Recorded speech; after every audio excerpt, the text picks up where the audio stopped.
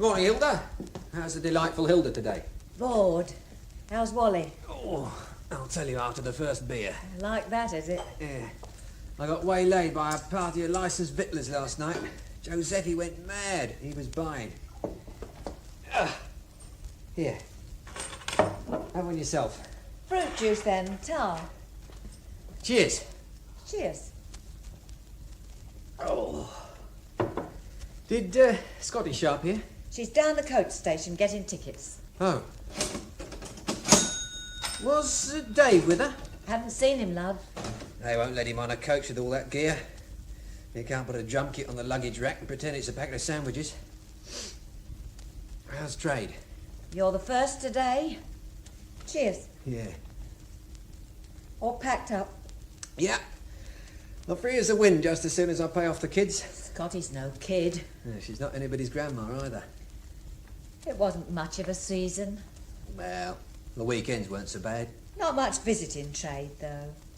All these seaside places are going down. It's the cars. What, love? Everybody's got one nowadays. They drive down to the promenade, sit there all day with the windows rolled up, don't spend a shilling. The town don't benefit. Yeah, it could be right. Not like the old days. On bank holidays you couldn't breathe on account of the trippers. I liked it better then. You want another? Give us a Scotch, Hilda. Bit early for a session, isn't it? Hair of the dog. Giuseppe asked me to stay on. Go on, did he? He wants me to do a floor show at the club of his in town. Will you take it? Nah. Why not? It's work, isn't it? Well, the money wasn't right. Well, the others might be interested. No, they weren't included, only me. Oh, thanks. Send the water jug over, will you? Ta.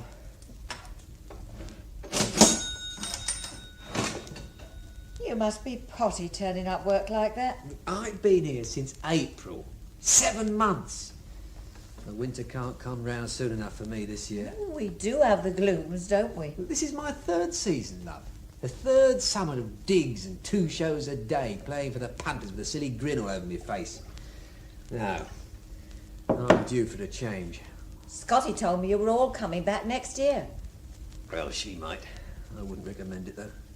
She was very popular, let me tell you. And she strained her voice singing stuff that didn't suit her. Well, the customers lapped it up anyway. Well, so what do they know? Oh, I don't think I like you this morning. I'm right about this, love. Scotty's got a nice tone. Her phrasing's beautiful.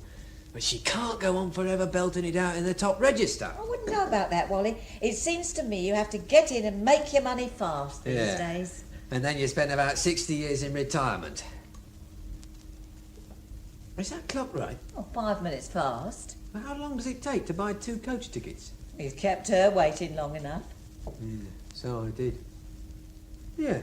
What's this empty glass doing here? Another? No, I'll have a beer, thanks. I never knew anybody could put him away like you do. Well, I'm nervous, aren't I? Of what? Prohibition. Here, join me? Not me, Wally. It's the last chance. You'll be back.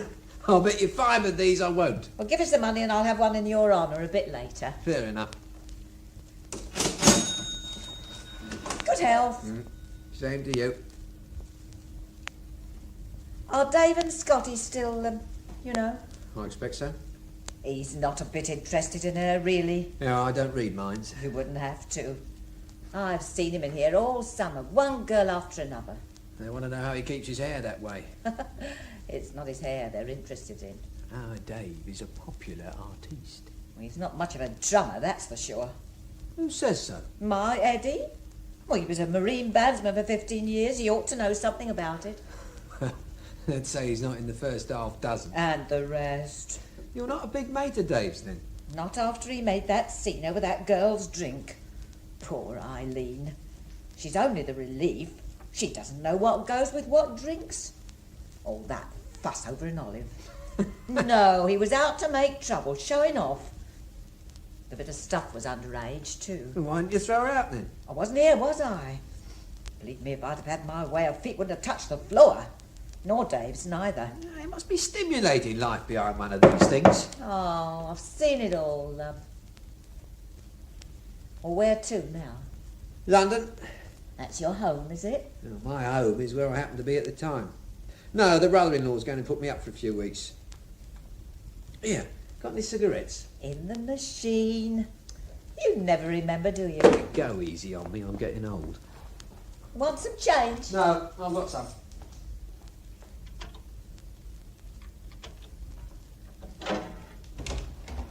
Oh, he's been asking after you. Wally? Yeah, I know. Hello, Wally. Good morning, Miss Scott. Will you take something? No, not for me. I like the coat, dear. Is it natural fur? No, imitation. Looks like the real thing. Yeah, I'll have another scotch when we've finished with the fashion notes. Hark at him. Men'll never understand, will they? Oh, this one won't. How many of those have you had? I've got a toothache. I want to talk to you, Scotty. Talk? I'm not stopping you. No, in the corner. Dave should be here any minute. He won't take long. Here we are, Wally. Ah, here. Hold on to that. I'll be back for more. Excuse me, love.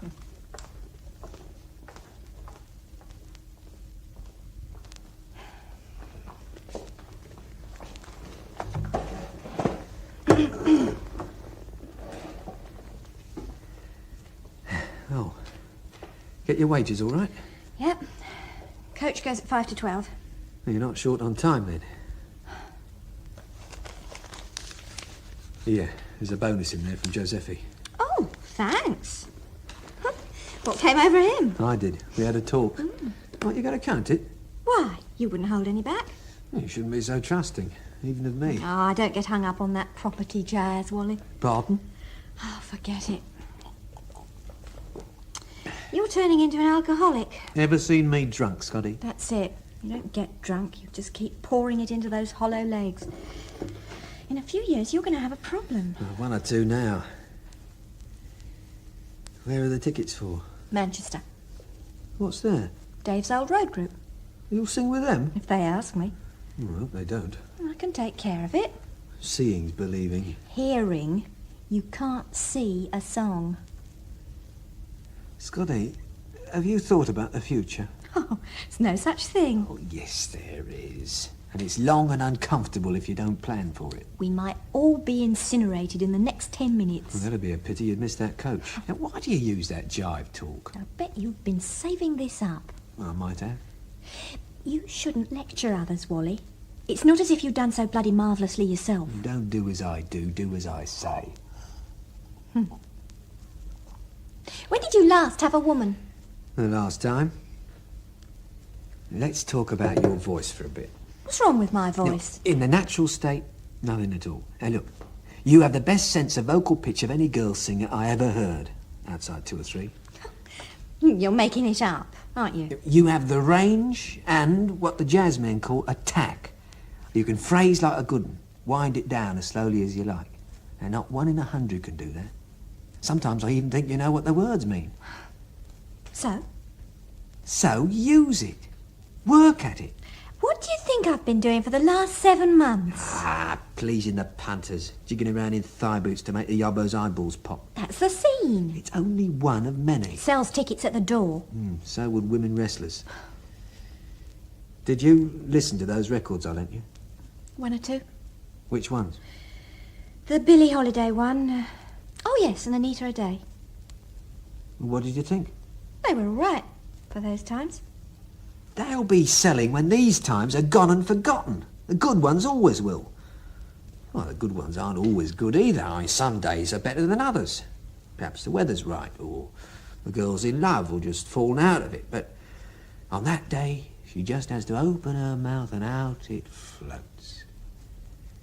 You sang well once in 7 months, Scotty. What? In the first week, 3rd or 4th night, Hideaway. Remember? Oh, that jerky old ballad. No, you made it beautiful, Scotty. Now, I'm a kind of expert. Get away. All right, an enthusiast.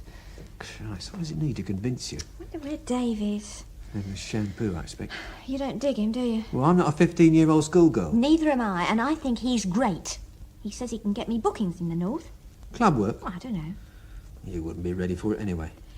I thought you were a friend of mine, Wally. Friends don't have to tell you the nice, comfortable things you'd like to hear. You lap up flattery like a drug. A quick boost. a sudden lift off the ground. Who cares then for what's true? The way you carry on sometimes fills me with disappointment. Oh, let's call it by its right name, Green Eye. You're all burned up because I fancy Dave. Oh, is that right? Wally, have you ever seen yourself guzzling? Why do you do it? Easing an ache. Lamenting the waste of a talent. Oh, how would you know? How would you? I mean, you only just get by on that keyboard. Well, I don't like the tempo. There isn't much you do like, except that glass with something in it. That's just window dressing, Scotty. I mean, these stories about my drinking are lies put around by Alcoholics Anonymous. I used to think you were pretty good. Bless you. No, I did, till I saw that hair shirt you wear. Away from you, I remember things you say, little bits of advice like, oh, how to stand and counting the beats. But when I'm with you, I keep thinking what a self-pitying bastard you are. Oh, now what? I'll get a rubber face mask. You won't have to look at me then. You forget, after today, I don't see you anyway. All right. What are you doing? In the corner seat. You want a drink? Oh, not unless you're buying, sure. Your destiny's arrived. Just in time, too. Hello, people. Hello. Whoa. Draw up the broomstick and sit down. Ooh, cheeky. Did you get the ticket, Scotty? In my bag.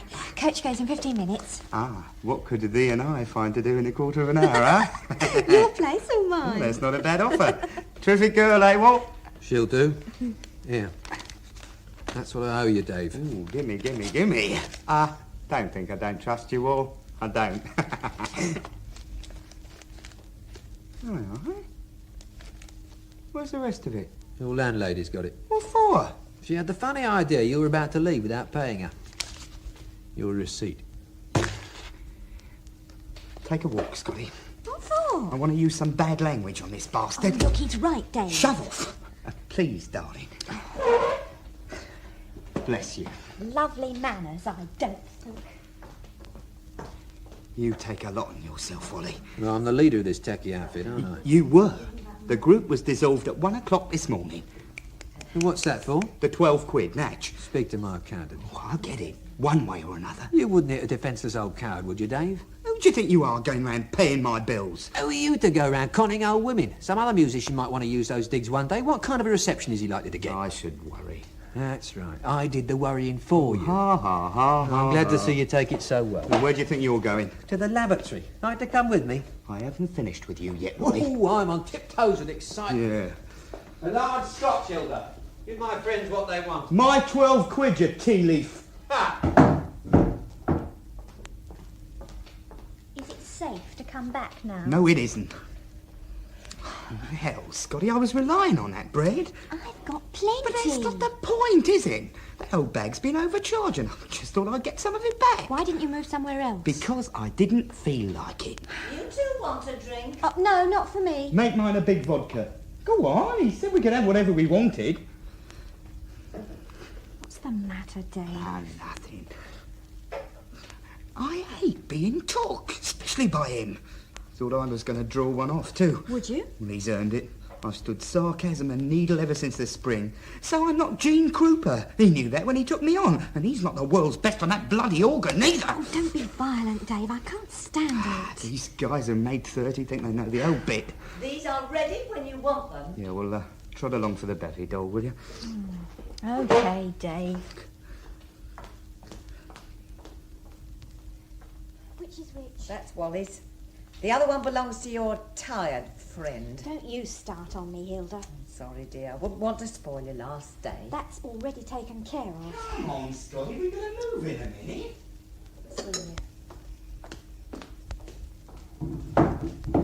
Well, how much do I owe you, Hilda? Well, you gave me £1, dear. Will that cover it? Yes, more than.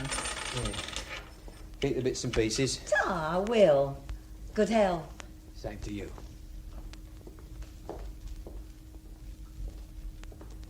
That's what I like to see. Short drinks in long faces. Best of luck, you two. Yeah, I ought to pour it all over you. I'll wait till bath time, would you? Scotty tells me you've lined up some dates for her. I'm thinking about it. Oh, that's good. What's your scene now? The labour? No such luck. I've got a job managing 3 laundrettes. Oh, can you play one of those things? Hum it and I'll pick it up.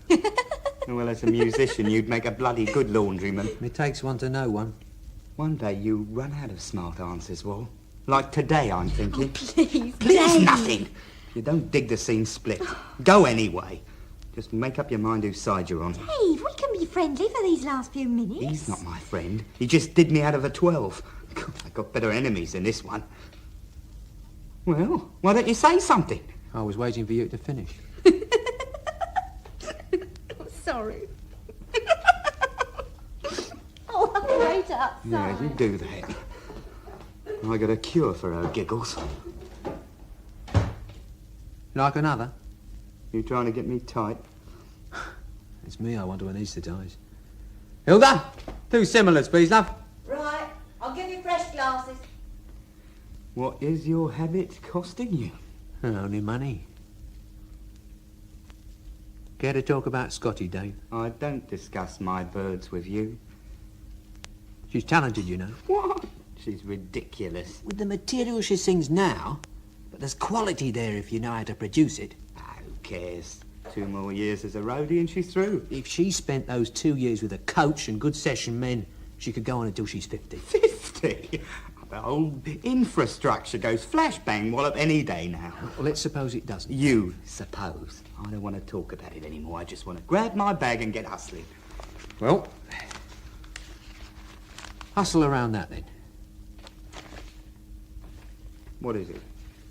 That is a general services contract. Ever heard of one? No. Hey, it's got Scotty's name on it. And yours. And if you turn over the page, you'll find yours too. What's it mean? When Scotty signs this, I have 20% of everything she earns, forever. And you get half of the 20. Ah, you're snowing me. Or are you? I've got contacts in the music business you've never heard of, Dave. What of it? Sorry I was so long. Oh, thanks, Af. That's all Here we right, are. Molly. Pay me when you're through. Okay. You really think Scotty's that good? Good enough for me to back with my own money. And she'll stay up there? For as long as she wants. I'd make sure she wants. Well, 10%. What do I have to do? This minute? Yeah. Tell Scotty you'll have to go to Manchester by yourself. Oh, she'd have my eyes for cufflinks. Well, then just go. But sign this paper first. Unless you'd rather turn down a fortune. Oh, she's a good kid, Wally. I'll miss her. Ah, but not for long, eh, Dave? Well, you know how it is. Got a pen? Right here. Right. They sign both copies. You're the part of the third part. That is your full name. Yeah.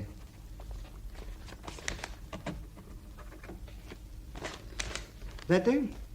Yeah, perfect. You now own 10% of a star. Well, what do you know? I'm in the establishment.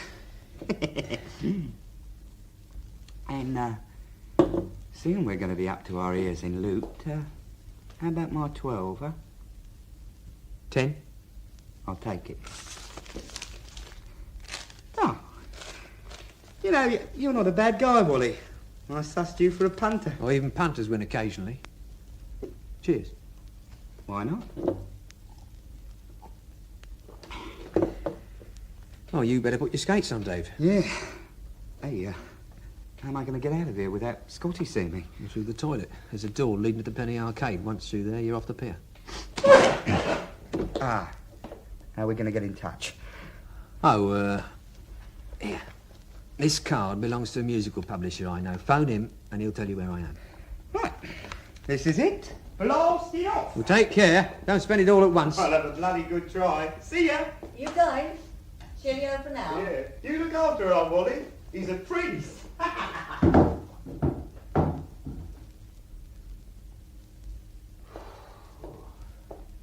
What's my owings, Hilda? 88, please, dear. There you are. Ta. He was off in a hurry. Yeah, his coach is straining at the leash, I hope. Oh. Where's Dave? He just... Isn't he with you? No, it's only 5 minutes to go. Where is he? Well, I have bad news for you, Scotty. He's not gone without me. Well, let me tell you about it, Scotty. No, where is he? Let go my arm. Hey, what's all the noise? It's all right, Hilda. Scotty, you can't follow him. Not yet.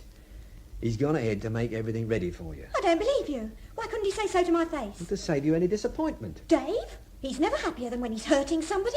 Will you calm down? No! Oh, Wally, what's he playing at? I'll tell you when you're sitting down. And look, you've missed that coach. The next won't go for a couple of hours, so spend some of it talking quietly with me, eh? Oh.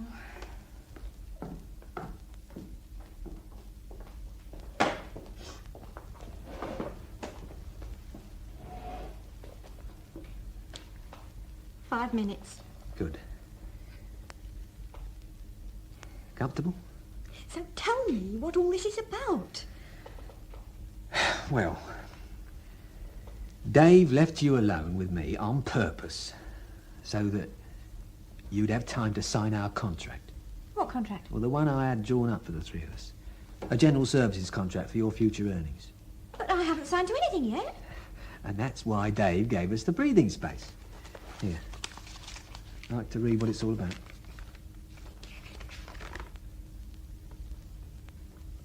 Dave signed this? Well, that's his name. Twice. What happens to Manchester? Well, Dave took the long-term view, I suppose.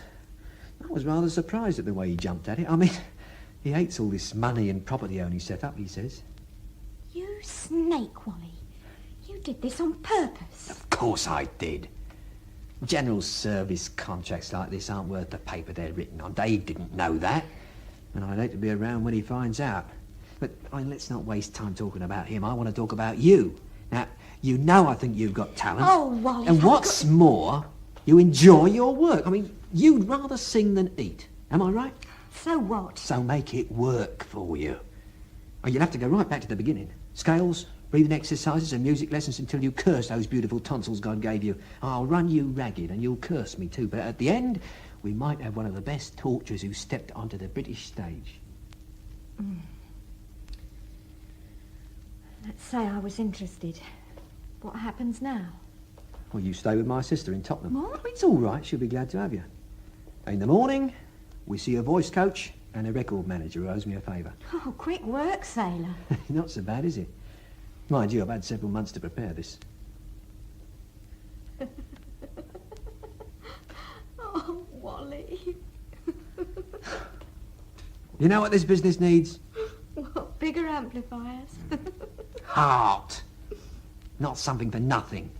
The lights banging once in the night sky, then a big black emptiness. It wants emotions. Real ones, for real people. It needs a pretty girl singing her pain on an empty stage. And this business needs artists, and God knows they're overdue. You couldn't do it on your own, Scotty. There'd be too many pulling at you from different directions. All except me. I'd keep on shoving you along the hardest road of all. And I'd look after you, too. Can I have the empties, Wally? Oh, help yourself, love. It's gone deathly quiet in here. You want another? Oh, no, thanks. It's bad for my hands.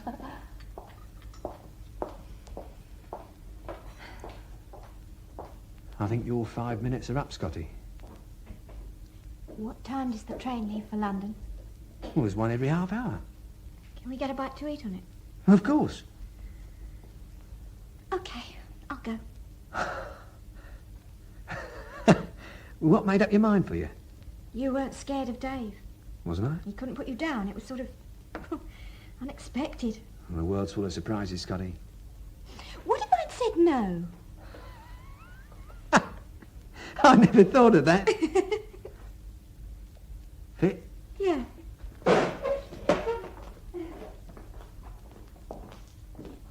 You going then, Wally? We both are, love. Aye, spring is early this year. Take care. See you next season then. Not if I can help it. Bye. Bye. Have fun.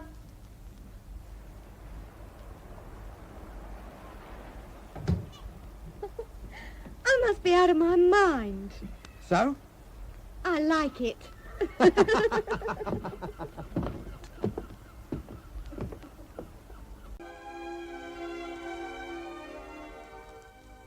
Something Childish but Very Natural by Catherine Mansfield. Dramatised for radio by Jane Beeson. with Michael Maloney as Henry and Harriet Walter as Edna.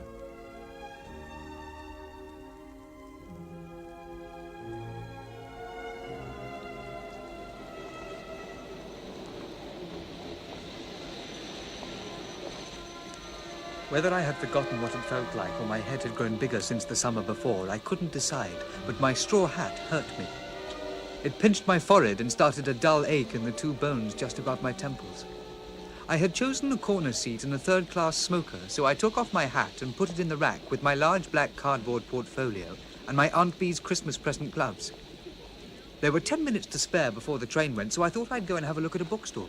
Primroses! Fresh primroses! Oh, my fresh primroses! Ribbons for spring primroses! First real day of spring. Most thrilling day of the year. What can I find to while away 5 minutes? Byron, Shelley, Coleridge. Coleridge! Now, there's a poet. Something childish, but very natural. But in my sleep to you I fly, I'm always with you in my sleep. The world is all one's own, but then one wakes and where am I? All alone.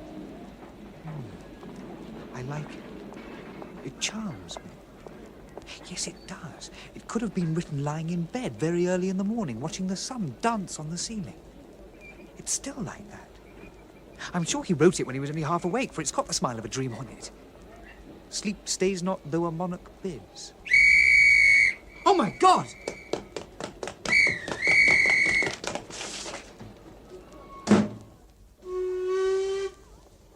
I wasn't even in the right carriage, but I was lucky to have caught the train at all. In the opposite corner, close against the wall, sat a girl. I didn't dare to look at her, but I felt certain she was staring at me. She must have thought me mad, dashing into a train without even a hat. I felt funny. I didn't know how to sit. I put my hands in my pockets and tried to appear indifferent. I frowned at a photograph of Bolton Abbey. But when I felt her looking at me, I couldn't help but glance back. She looked away immediately and out of the window. I went on looking. Her cheek and shoulder were half hidden by a long wave of marigold-coloured hair. I liked her green coat and her hat with a little wreath of flowers. The title of the poem came back into my mind, something childish but very natural. I supposed she went to school in London, that she might even be in an office. But no, I decided she was too young, and if she was, she would have had her hair up. I couldn't help looking at her. I had to speak to her. Had to. I began to put up my hand to raise my hat, but it wasn't there. Oh, I'm most awfully sorry, but I can't go on sitting in the same carriage with you and not explaining why I dashed in like that without my hat. I'm sure I gave you a fright, and just now I was staring at you, but that's only an awful fault of mine. I'm a terrible starer. If you'd like me to explain how I got in here, not about the staring, I will. It doesn't matter. You see, I just put all my things into a third-class smoker and was having a look at the bookstore. When you had to run for the train. Exactly. How did you guess? Oh, it's the kind of thing I do myself. Forget everything when I'm looking at a book. I hope there was nothing valuable. Oh, only some silly drawing that I was taking back from the office. Actually, I was rather glad to lose my hat. It's been hurting me all day. It's left a mark. How beautiful she was. How simply beautiful. My heart swelled as I spoke, bigger and bigger, trembling like a marvelous bubble so that I was afraid to breathe for fear of breaking it. Isn't life wonderful? I don't think so. Then I've been a fatalist for a long time now, months. Why? I can't speak, the noise. Wait till we're out of the tunnel. What was happening between us? We said nothing, but our silence was alive and warm. It covered me from head to foot in a trembling wave. In some mysterious fashion, we had established a bond between us. We couldn't be utter strangers if she could speak so simply and naturally. I began to feel it was absolutely necessary that when we came out of the tunnel, she should look up and understand me. Do look. All those black woods and pools of shining water in the sky. Well, apricot, isn't it? I get out here. Oh, so soon? Look, here, shan't I see you again? I must see you again. I come down from London every evening. Oh, you do really? Let me do it for you. I'll see you. She had seemed nervous. I had been too eager. She had left me without a word or glance. Saturday, a half day at the office, Sunday between, then Monday. By Monday evening, I was quite exhausted. I got to the station far too early, felt as though a pack of silly thoughts was driving me up and down the platform. She hadn't said she came by this train. Supposing I went up and she cut me. There might be someone with her. Why did I suppose she'd ever think of me again? What was I going to say if I did see her? I felt tired. Terribly tired. All I wanted was to sit down and close my eyes. She wasn't coming. There was a forlorn relief in the thought. I looked up, though I don't know why. And there she was, near me, walking towards the train with the same leather case in her hand. I waited.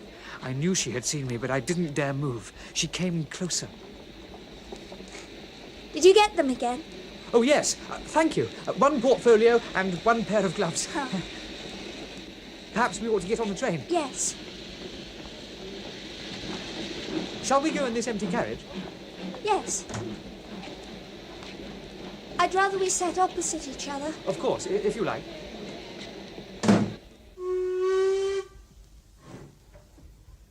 She pushed back a strand of hair that had fallen on her shoulder, and I saw that her hand was shaking. She sat stiffly with her knees pressed together. So, for that matter, did I. Both of us were trying not to tremble. It's so silly not knowing your name. My name is Edna. My name is Henry. How old are you? Over 16, and you? I'm nearly 18.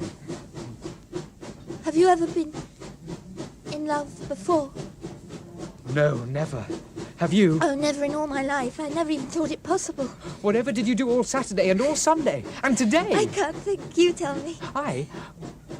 Well, as a matter of fact, I can't tell you either. I can't climb back over those mountains of days. But it's been agony. Agony. Yes. It's so extraordinary. I feel as I've known you for years. Well, so do I. I believe it must be the spring. I believe I've swallowed a butterfly and it's fanning its wings just here. Your heart. Oh, yes. And the really extraordinary thing is that I didn't care for men at all. I mean, all the girls at college. Were you at college? A training college, learning to be a secretary. I'm in an office. An architect's office. Such a funny place. Up 130 stairs. Do you like it? No, of course I don't. I don't want to do anything, do you? No, I hate it.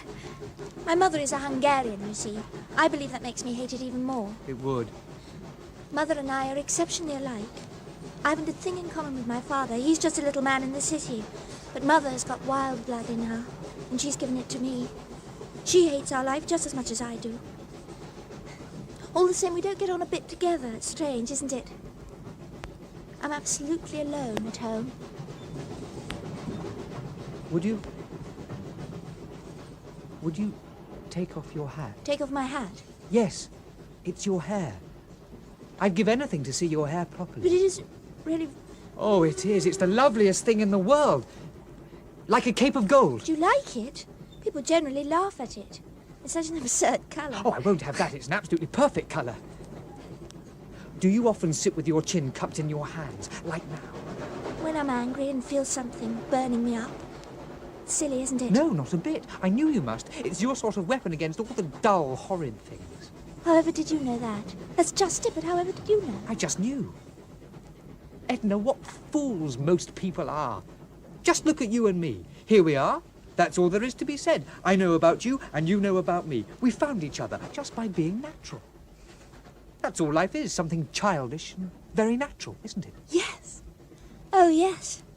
That's what I've always thought. It's people that make things so complicated. As long as you can keep away from them, you're safe and happy. Oh, I've thought that for a long time. Then you're just like me. I believe we're the only two people alive who think as we do. In fact, I'm sure of it.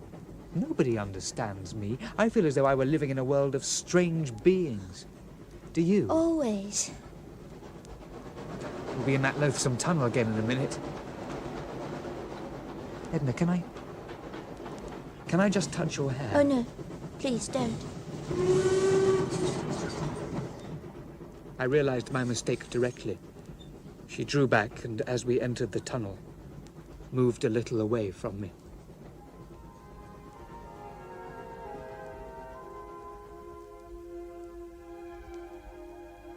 Dear Edna, I've bought the tickets. The man at the concert hall didn't seem at all surprised that I had the money. Meet me outside the gallery doors at 3 and wear that cream blouse and the corals, will you? I love you. I don't like sending these letters to the shop. I always feel those people with letters received in their windows keep a kettle in their back parlour that would steam open an elephant's ear of an envelope. But it really doesn't matter, does it, darling? Can you get away on Sunday? Sundays without you are simply impossible. I do love you, Edna. Don't get run over before Saturday, and don't eat anything out of a tin or drink anything from a public fountain. That's all, My darling Henry, yes, I'll be there on Saturday, and I've arranged about Sunday too. That is one great blessing. I'm quite free at home. I've just come from the garden. It's such a lovely evening. Oh, Henry, I could sit and cry I love you so tonight. Silly, isn't it? I either feel so happy I can hardly stop laughing, or else so sad I can hardly stop crying, and both for the same reason. But we are so young to have found each other, aren't we? I'm sending you a violet, which is quite warm. I wish you were here now, just for a minute even. Good night, darling. I am Edna.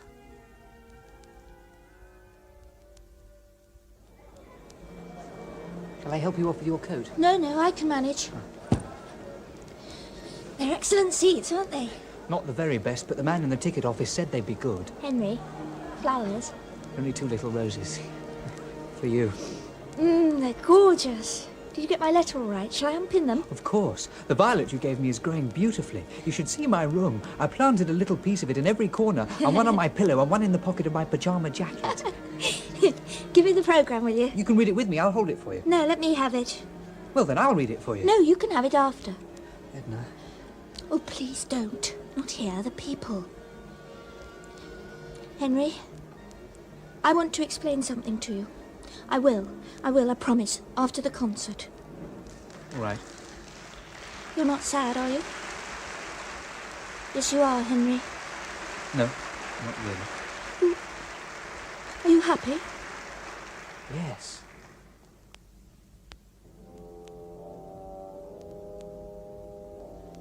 Why did I want to touch her so much, and why did she mind? Whenever I was with her, I wanted to hold her hand or take her arm. When we walked together, I wanted to lean against her. Not hard, just lightly, so that my shoulders should touch hers. But she wouldn't even have that. Every time I even asked her for her hand, she shrank back and looked at me with pleading, frightened eyes, as though I wanted to hurt her. How was it we could say anything to each other, and yet I couldn't touch her? Not even help her off with her coat. It was twilight when we came out of the hall.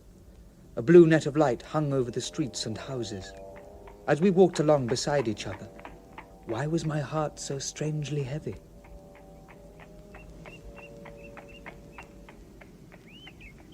Henry? Henry, I'm not coming to the station with you. Don't wait for me, please. Please leave me. My God, what's the matter? Edna, darling, Edna, what have I done? Oh, nothing, go away. Edna, you're crying. Edna, you mustn't. Edna, stop. It's all my fault. I'm a fool. I'm a thundering idiot. I've spoiled your afternoon. I've tortured you with my idiotic clumsiness. That's it, isn't it? Edna, for God's sake. Oh, I do hate hurting you so. Every time you ask me to let you hold my hand or kiss me, I could kill myself for not doing it, for not letting you. I don't know why I don't even. It's not that I'm frightened of you. It's not that. It's only a feeling I can't understand myself even. Give me your handkerchief, will you? Here. All through the concert I've been haunted by this. Every time we meet, I know it's bound to come up. Somehow I feel if once we did that, held each other's hands and kissed, we'd all be changed. I feel we wouldn't be free like we are. We'd be doing something secret. We wouldn't be children anymore. I know it sounds silly. I'd feel awkward with you, Henry. I'd feel shy. And I do so feel that just because you and I are you and I, we don't need that sort of thing. Oh, Henry, you do understand me, don't you? I think I do. But you're not going to be frightened anymore, are you? We'll forget, Edna. I'll never mention it again. Will it make you love me less? Oh, no. Nothing could. Nothing on earth could do that.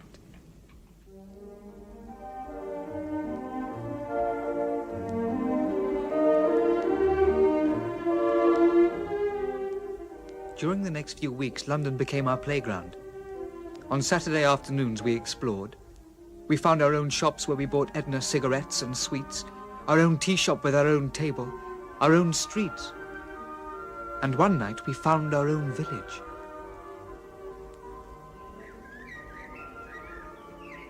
Just look at those little houses, Henry. They're nearly covered right up with creepers and ivy. Look, there's the river. We can walk along beside it. This is definitely the place for us to live in. There's even a house to let. I wonder if it'll wait if we ask it. I'm sure it will. Yes, I think I should like to live there. Yes. At night, the stars will shine like small candles. Inside, there are 2 rooms downstairs and a big room with folding doors upstairs, and above that, an attic. There are 8 steps to the kitchen. Very dark ones, Edna. You're rather frightened of them, you know. You asked me to bring a lamp to make sure our maid has raked out the fire before we go up to bed. Yes, and our bedroom is at the very top, that room with the 2 square windows. When it's quiet, we can hear the river flowing and the sound of the poplar trees far, far away, rustling and flowing in our dreams. Darling. You're not cold, are you, Edna? No, only happy. Oh. The room with the folding doors is yours. It's a mixture. It isn't a room at all. It's full of your toys, and there's a big blue chair in it where you sit curled up in front of the fire with the flames in your long hair, because though we're married, you refuse to put your hair up and only tuck it inside your coat for the church service. There's a rug on the floor for me to lie on because I'm so lazy. Our maid only comes in the day. After she's gone, we go down to the kitchen and sit on the table and eat apples, or perhaps we make some tea, just for the sake of hearing the kettle sing. Well, that's not joking. If you listen to a kettle right through, it's like an early morning in spring. Yes, I know. All the different kinds of birds. Oh, Henry, see the kitten? Huh? Kitty, look, it's heard me, it's coming. Let's not stop, let's go on pretending. If we're going for a walk, take the cat and put it inside the front door. I've got the key. You stay here, Edna, with your kitten while I go up to the steps and open the door. Let's go away at once. It's going to turn into a dream. Oh, don't. Don't, let's go home. We shan't, darling. What I feel so certain about is that we ought to be living there now. We oughtn't to wait for things. What's age? I have a feeling often and often that it's dangerous to wait for things, that if you wait for things, they only go further and further away. But, Henry, we haven't any money. Oh, well, perhaps if I disguise myself as an old man, we could get a job as caretakers in some large house. I'd make up a terrific history of it if anyone came to look over it, and you could dress up and be the ghost, moaning and wringing your hands in the deserted picture gallery to frighten them off. I mean, don't you feel that money is more or less accidental? That if one really wants things, it's either there or it doesn't matter. Oh, dear, I don't want to go home. Exactly, that's the whole trouble. We oughtn't to go home. I'm not really laughing. I'm not even happy. I'm lonely for you, Edna. I would give anything to lie down and cry with my head in your lap and your darling cheek in my hair. You have faith, haven't you, Henry? I mean, you are absolutely certain that we shall have a house like that and everything we want, aren't you? Not enough. That's not enough. I want to be sitting on those very stairs and taking off these very boots this very minute, don't you? Is faith enough for you? If only we weren't so young. Yet I don't feel very young. I feel 20 at least.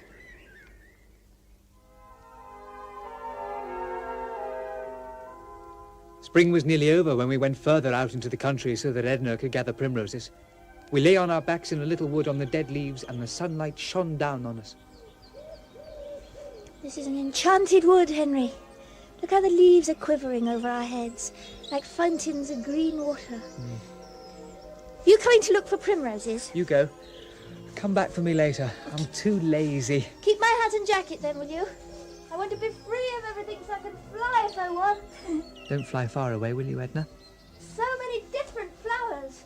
Wood sorrel and violets. Masses and masses of primroses down in the dip where the trees thin out. The wood was silent except for the leaves, but I knew she wasn't far, and I moved so that the tips of my fingers could touch her pink jacket. Ever since I'd waked, I'd felt strange, as though I was not really awake but dreaming. It seemed that the time before Edna had been a dream, and now we were both dreaming together, and somewhere in some dark place, another dream waited for me. No, I thought, that can't be true, because I can't ever imagine the world without us. I tried to remember what it had felt like before Edna, but I couldn't. Those days were hidden by her. Edna, with her marigold hair and strange, dreamy smile, filled me up to the brim. I breathed her, I ate and drank her. A shivering ring of Edna kept the world away, or touched whatever it lighted on with its own beauty. Long after she'd stopped laughing, I could hear her laugh running up and down my veins. And yet, were we in a dream? Then suddenly I saw Edna and myself as two very small children walking through the streets, looking through windows, buying things, and playing with them, talking to each other, smiling.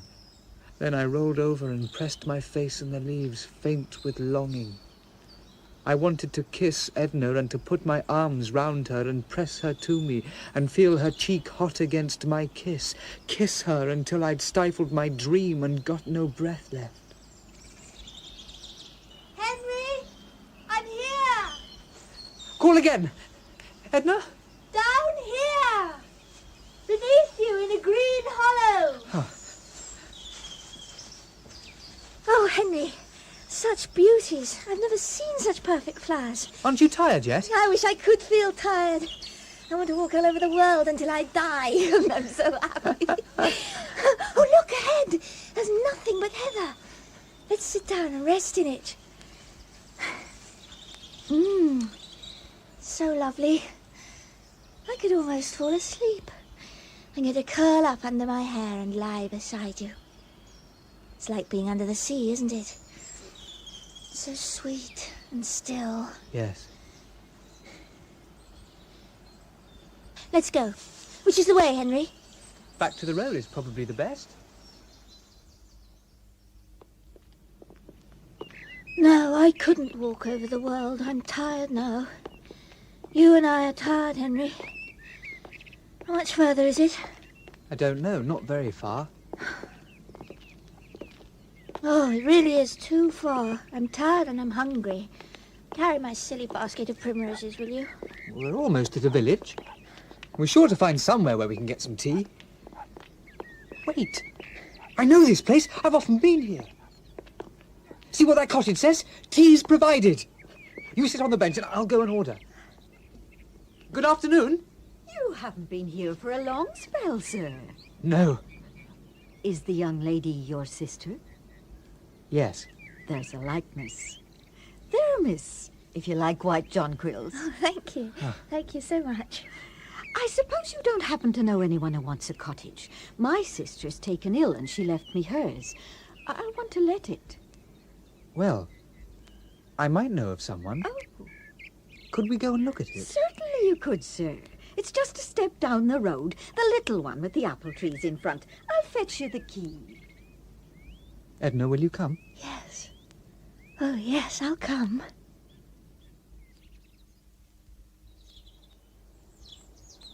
Do you like it? I love it.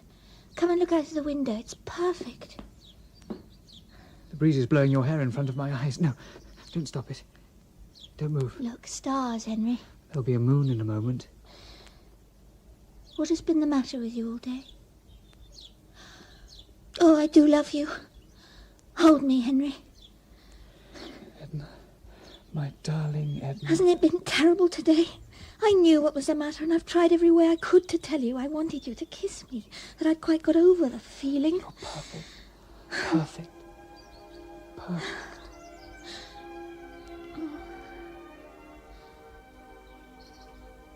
I'd have cut off my hand rather than spoil her happiness.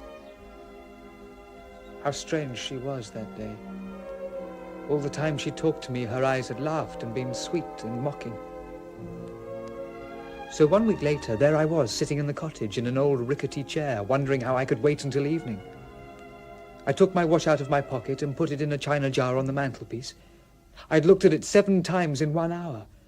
Well, I'd look once again. 4:30. Her train arrived at 7. I'd have to start for the station at 6:30. I don't believe this, I told myself. I don't believe it for a minute. It's too much. She'll be here in 2 hours and we'll walk home. She'll light the lamp in the kitchen and I'll look through the window and see her moving about in the pool of lamplight. Then we shall have supper, and after supper I shall put some wood on the fire and we'll sit on the hearthrug and watch it burning. Then we shall light our candles and she will go up first with her shadow on the wall beside her. And then I shall dash upstairs and jump into bed and watch the tiny bar of light from her room brush my door, and the moment it disappears, I'll shut my eyes and sleep. I went downstairs and sat on the doorstep with my hands clasped around my knees. I think a long time must have passed. Then suddenly I thought I saw a big white moth flying down the road. No, it wasn't a moth. It was a little girl in a pinafore. She smiled and her toes turned in as she walked. Or was it all happening in my dream? She can't be living here, I thought, because this is ours. When she got close, she took her hand from under her pinafore and gave me a telegram and smiled and went away. What a funny present, I thought, staring at it. Perhaps it's only a make-believe one and it's got one of those snakes inside it that fly up at you. It's only a dream, so I don't have to worry. I'll open it carefully. See, it's just a folded paper. Let me take it out and spread it. Somehow I feel if once we did that, held each other's hands and kissed, it would all be changed. The garden became full of shadows. They spun a web of darkness over the cottage and trees, and myself holding the telegram.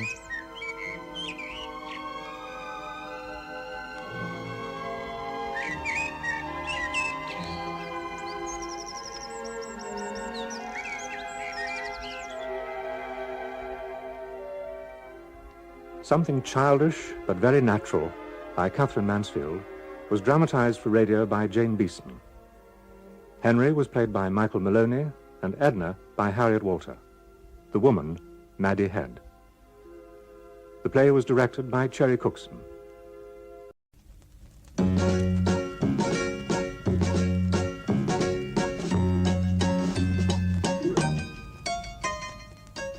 We present a comedy for radio by Dennis Constanduris, The Confessions of a Chatter-Upper.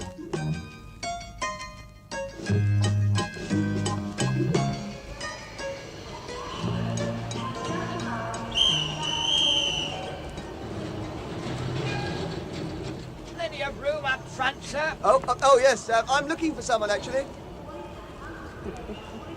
Do you do that? Chase up and down the train right at the last minute, trying to make your mind up. Oh, there was a fairish one further back with an empty seat next to her.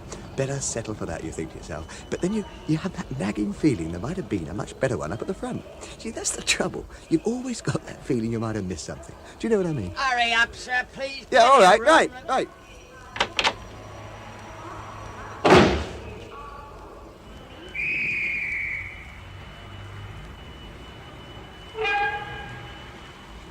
I'm going to try going up the corridor a bit. Oh, dear, what about that? No good. Oh, dear. Had a poor lot tonight. I'd better try one of those open carriages with a gangway down the middle. Much better selection.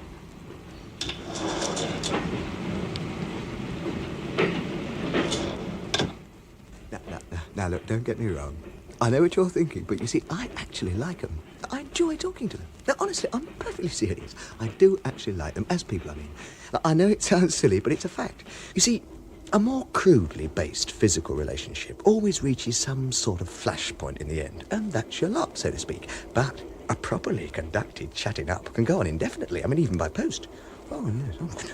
I've built up what I like to think as a sort of old girl network on which the sun never sets. What with Wendy in Pretoria and Carol in Hong Kong and the B Troop of the Oslo Girl Sea Cadets. Do you know, I could write a book about it. In fact, I've often thought about it, actually. The Chatter Upper's Handbook. 38,000, now reprinted. Chapter 1, What is Chatting Up? The reader may well ask. Oh, I'm so sorry. Can you get past? Oh dear. Now, where was I? Oh, yes. Well, the answer is simple. Chatting up is the art of talking to women indefinitely without becoming actually involved. Can I become a chatterer? You may well inquire. Yes, indeed. Anyone can indulge in this fascinating pastime. I mean, age is no bar. Indeed, the middle-aged or even elderly chatter-upper may, in some instances, find himself at an advantage over his younger rival. Oh, just a minute. Oh, now, this looks better. Oh, much better. You wait till she turns around. Oh, nice. Oh, that's very nice, yeah. Oh, that'll do fine. Thank you very much. But there's a catch in it somewhere. Sure to be. She's keeping a place for somebody, that's it. Some hearty moron gone to the buffet or the lavatory or something. Oh, well, might as well have a go. Oh, excuse me, is this, I'm sorry. No. Let me move my thing. No, please, look, don't... I'm so sorry. There, is that better? Oh, yeah, thank you. I'm in, chaps. I'm in. It's It's as easy as that. Dark hair, long for these days. What sort of age? Oh, 35-ish, would you say? Pretty-ish, but not to worry. A very nice age, whatever it is. Mature? Well, if she isn't now, she never will be. Married? Well, I can't see her hand, but... Oh, yes, surely. Chapter 4. Chatting up the married woman. Now, it is essentially discovered as soon as possible if she has any children. Now, this should present the average chatter-up a few difficulties. But hold it. What's this? Excuse me, do you happen to know what time we get to Watcombe? Well, actually, I get out a couple of stations before, but about 20 past 6, I should say. Oh, thank you. Oh, thank you so much.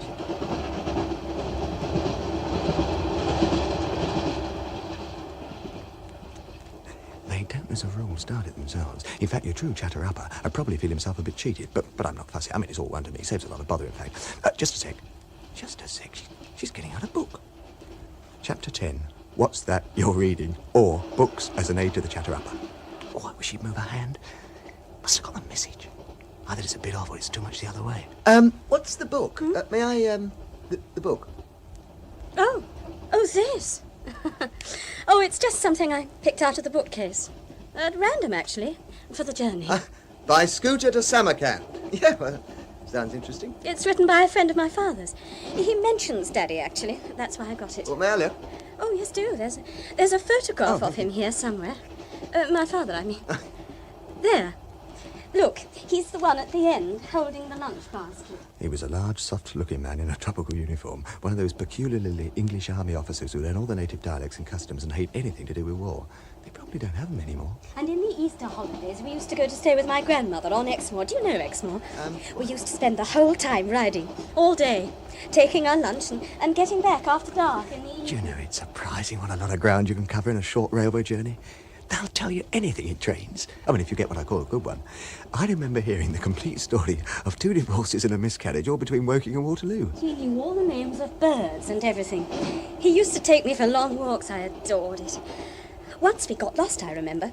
You can terribly easily on the moor, as a matter of fact, even when you know it well. Yeah, it was pitch dark by the time we got in, and they'd all been out looking for us for ages. Mummy was absolutely furious. I got into the most frightful hot water, I remember. You did? Oh, poor Daddy did too, I expect. Later.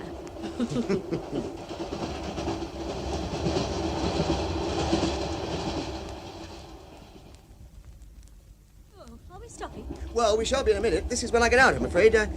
You don't live at Watcombe? Oh, no. No, I'm just staying with a friend. For the weekend. A friend, eh? Oh, yes. An old school friend. Well, there are plenty of mixed schools these days, aren't there? Oh, well, that ought to be rather fun, I should think. You live here? No, at the weekend. Yeah, my wife and family live here all the time. I'm in town during the week in digs. Oh, I should think you long for Friday nights, don't you? What? Oh, yes. Well, perhaps we shall meet going up again on Monday morning. Well, perhaps, only... Well, I'm afraid I should be coming up rather early. I've got to take Mummy to the clinic. Anyway, thank you very much for your company. Oh, not at all. It was a pleasure. Goodbye, then. Bye-bye.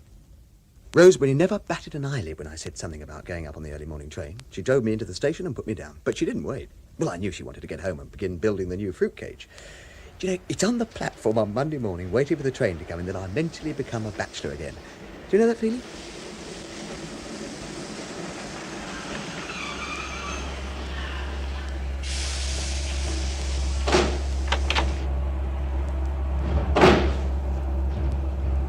She was in a carriage by herself, and she showed no particular surprise when I slid open the door and went in.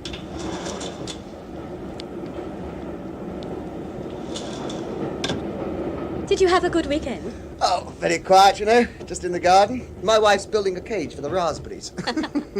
And you? Oh, gorgeous. I only wish it could have been longer. But there you are. But what's that idea of a gorgeous weekend, I wonder? 2 simply adorable little corgi puppies, about 6 weeks old. I absolutely fell in love with one of them. I would have given anything to have brought him away with me. Well, it's hopeless trying to keep a dog in London, don't you think? Well, it isn't so much that, but I can't really, you see, because of Mummy. She made no attempt to explain, just hunted for something in a bag. It's that kind of thing, you know, that makes chatting up so rewarding. I mean, it's a continual process of piecing together odd fragments of information. She was married, obviously, from her remarks about bridesmaids on the way down, but still no mention of any husband. Only Mummy and Daddy, with Daddy probably in the past and Mummy very much in the present. Of course, we always had corgis at one time. They're really tough little fellows. Daddy always said they're the bravest breed of dog. And you haven't got anything at all now? No dog, I mean. What, me? Oh, good gracious, no.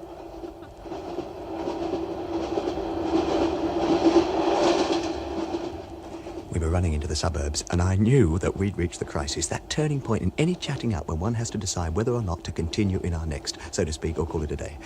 Now, this is a moment when snap decisions have to be made. Well, if you're in Vansittart Road, you're not so very far from me. I mean, why don't we meet one evening for a drink or a meal or something like that? Yes. Yes, that'd be lovely. Oh, let me have a look at my diary. Do you know the Costa Brava? Well, it's only a few streets away from you. Next Monday, then? Yes, Monday would suit me fine. Now, let me just put that down. Monday, 7:30, Costa Brava. Oh, I don't even know your name.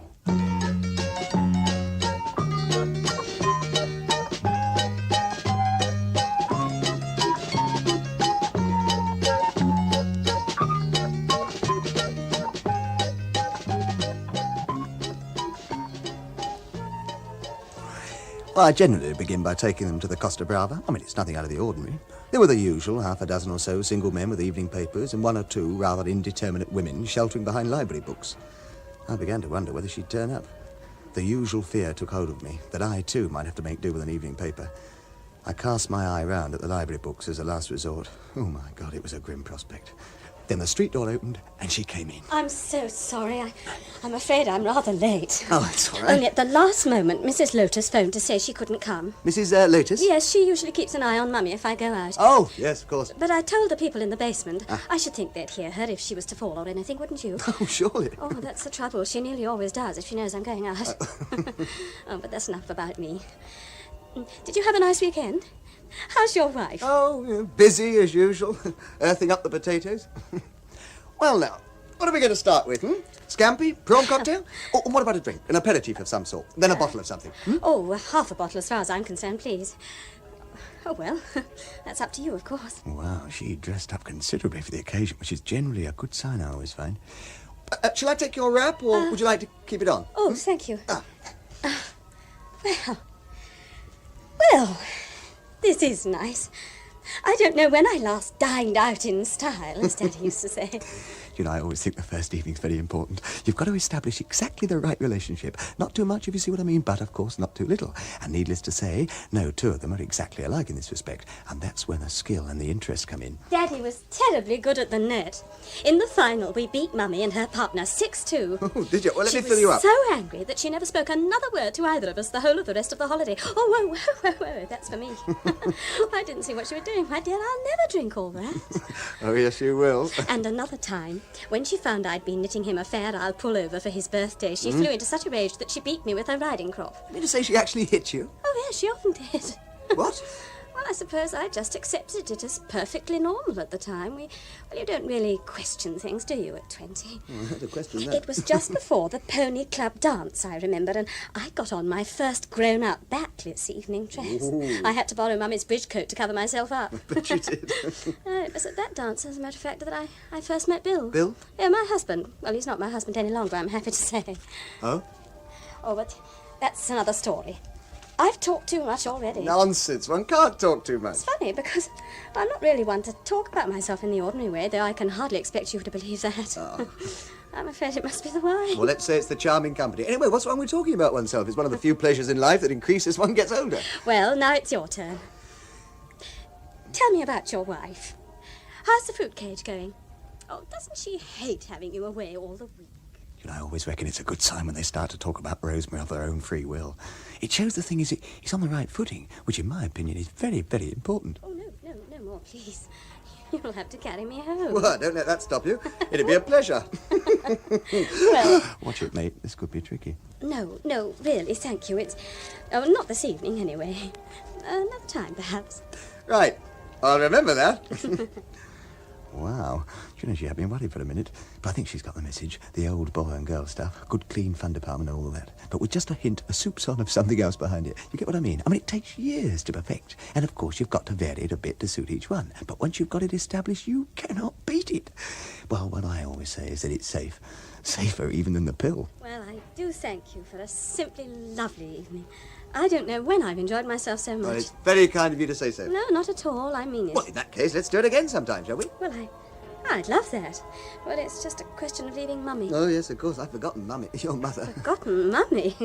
Well, you wouldn't if you'd ever met her. Oh, no, I shouldn't say that. It's naughty. Well, what about Wednesday, then? Would that suit you? Well, after that, I put her on my regular list for Wednesdays. Well, it's much easier, really, once they've got a definite day. I'm so sorry. Have you been here long? Only at the last moment, Mummy wasn't very well. Oh, dear. Nothing serious, I hope? Oh, just one of her usual attacks when she knows I'm going out. Oh, no. No, I shouldn't really say that. Well, now, what are we going to have? This is on me tonight, don't forget. No, I can't allow that. I insist, or I wouldn't have come. It's as well to give in gracefully with what I call the mature ones, so it helps to create that sense of camaraderie that is the basis of a successful chatting-up relationship. Besides being it's so much cheaper. The younger ones, of course, don't even offer. The first year we were married, we lived on this sort of farm place up country from Nairobi. Wow. Heavenly country, of course.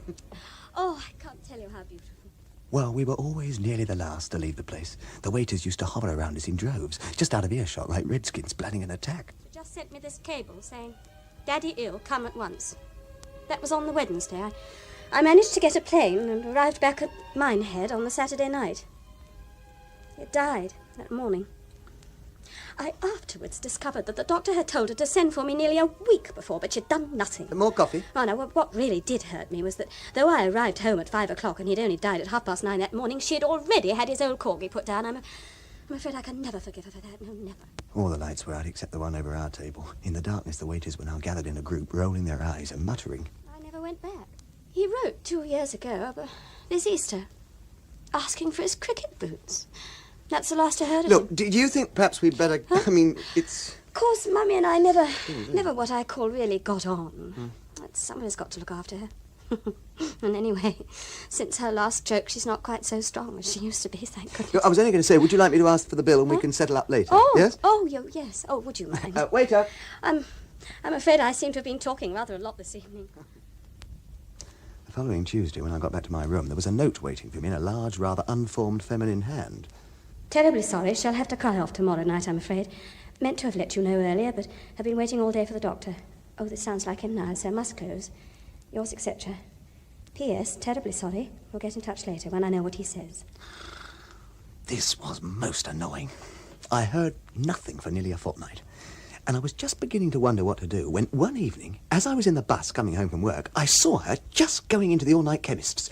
Our eyes met, but she gave no sign of recognition. The bus sailed on, and I jumped off at the traffic lights. She was just coming out again as I got back. Her look of surprise when we met couldn't have been more embarrassingly false.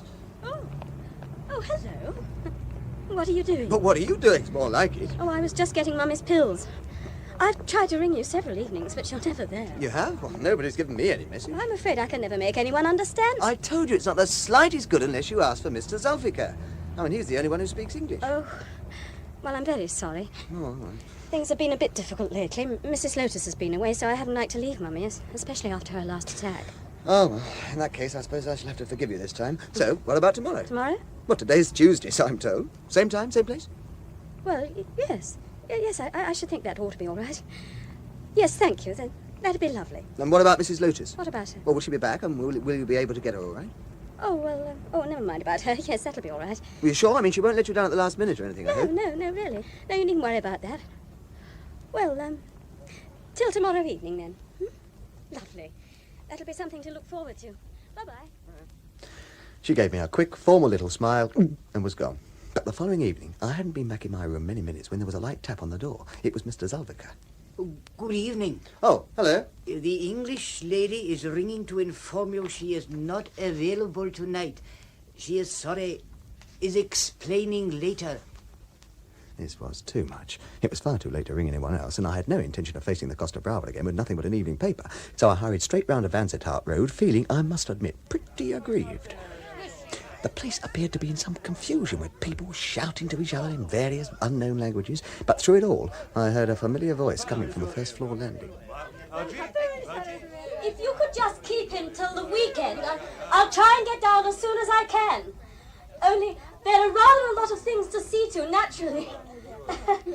No, I'm perfectly all right, honestly. It's very sweet of you, but I shall be quite happy here on my own. Well, you know what I mean. Thank you. Well, bye-bye, my dear, and I'll be down as soon as I possibly can.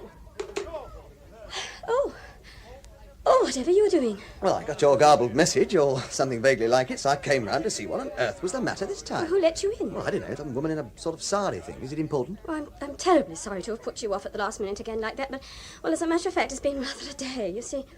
Oh, it's Mummy. Why, what went wrong? Can't you get Mrs. Lotus again? No, it isn't that. No, you see, well, I'm afraid she's dead. She just died this morning, actually. Who? Mrs. Lotus? No, Mummy. Oh, Mummy. She had rather a turn for the worse last night, and early this morning she died. Oh, your mother? Oh, good I Lord. ought to have let you know earlier, I'm afraid, but... Well, you know how it is. Oh, no, that's awful. I had no idea. I thought by this evening probably I should be fairly straight again, but there's so many arrangements to make and things to sign and so on. I'm afraid I'm a complete idiot about this sort of thing. I must say everybody's been terribly kind and helpful. Oh, but what are we doing standing here? Come in and have a glass of sherry or something, if you don't mind rather a muddle. Oh, no, but look, surely, I mean... Oh, that's all right. I was only turning out a few drawers and washing some of my things, so please don't look around too closely. Yes, but I mean, what about... Oh, you mean Mummy? Yes.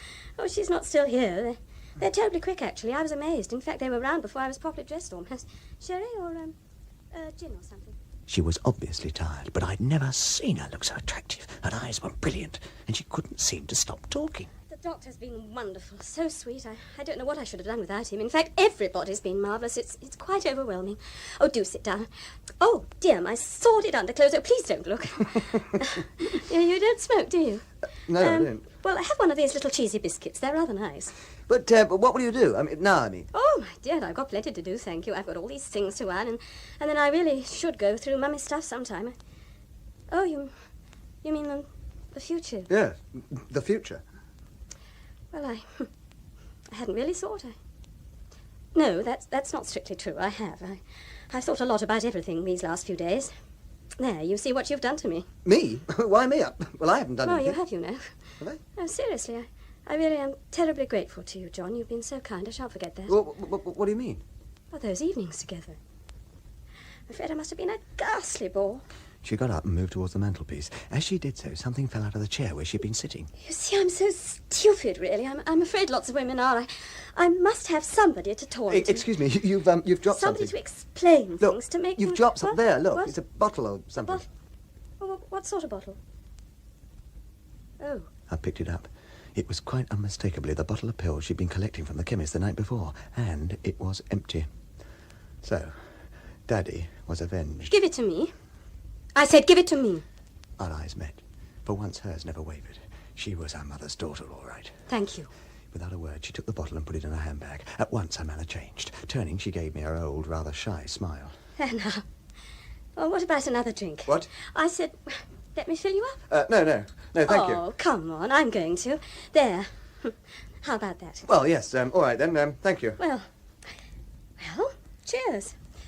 Let's drink to the future. Hmm? The future? Well, I suppose one must try to be practical. Well, that's the trouble. I'm not really. I always like to rely on other people. I never really count my change in a shop or anything, you know what I mean? I just pretend to and hope the other person's honest. You do that? Oh, no, of course you don't. No, you're the practical type. Oh, dear John, you've been such a help to me, you know that? Me? Well, I haven't done anything. Oh, yes, you have. Taking me out and letting me talk to you the way you have, it's helped me enormously. Helped me to clear my mind, kind of thing. And I'm truly, truly grateful and always shall be. No, I mean it. Because, to be honest, I haven't had anybody to talk to like that since Daddy died. Yes, well, I mean, I only, I... Well, I never meant to tell you this, but when you first spoke to me that day in the train, do you remember?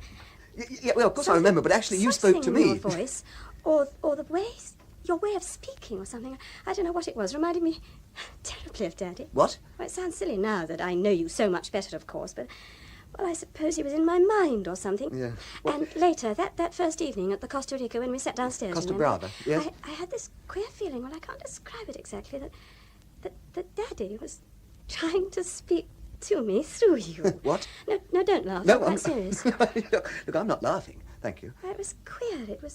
It was your voice speaking, and yet behind all the time, it was Daddy. But talking to me as he used to sometimes on those long... Oh, marvellous walks we used to have together over the moors. Yeah. And suddenly, everything seemed perfectly clear. The whole future, everything. I was appalled. It's one of the first rules of the Chatter Uppers Code never to get involved. I felt myself trapped. So I've got it all worked out in my mind, thanks to you. And as soon as I've settled Mummy's affairs, I shall give up this room and leave London. Oh, well, I yes. know you'll agree with me there, John. You don't like London, do you? Don't I? And I shall buy a little cottage somewhere on Exmoor. Somewhere really quiet, all on its own. I don't mind how primitive. I'm not fussy about that sort of thing. What about, would you live there alone? Oh, good gracious. No, my dear man, I should be terrified. Well, then? Well, this is really the thing. I hardly dare tell you this because I don't know what you'll say. My heart was beating so violently I could hardly control myself. I have to confess that my eye strayed secretly round the room for some heavy, blunt instrument, but fortunately there was nothing immediately suitable. In fact, that's what I was ringing her up about just now when you came in. But by the most marvellous piece of luck, she's not parted with him. Well, as a matter of fact, and she was quite honest, he is a bit inclined to get hard-pad, but, well, I don't mind that in the least. In fact, I shall rather enjoy looking after him. Oh, I can see you're laughing at me. I'm not laughing at you, my dear. I'm just laughing. Typical doggy woman. Well, I don't care in the least. You can laugh at me as much as you like. As Daddy always used to say, it doesn't matter what other people think about you, it's what you think about yourself. Oh, must you go? Yes. Oh, well, look, I'm terribly sorry about tonight, but... Yeah, well, so am I. Well, you do see, don't yes, you? I do.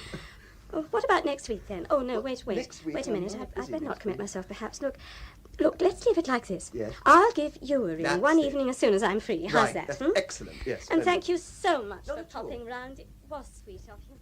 And, of course, that was the last I ever saw of her. But she lives on, so to speak, enshrined forever in my Christmas card list. So, at the moment, I've got a temporary vacancy on Wednesday evenings. And, as a matter of fact, I was just wondering if by any chance... Excuse me, just a moment, as you were. Oh, excuse me, is this seat by any chance taken? You sure? Oh, thank you so much. Oh, well, another time, perhaps. So sorry. Bye.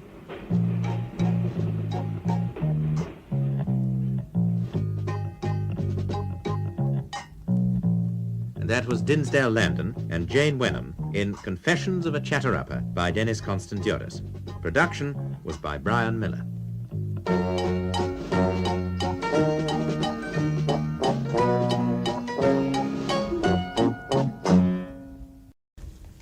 The Day Willie Put His Ear to the Wall, a new play for radio by David Fitzsimmons, with Roland Davies and Bill Oddie.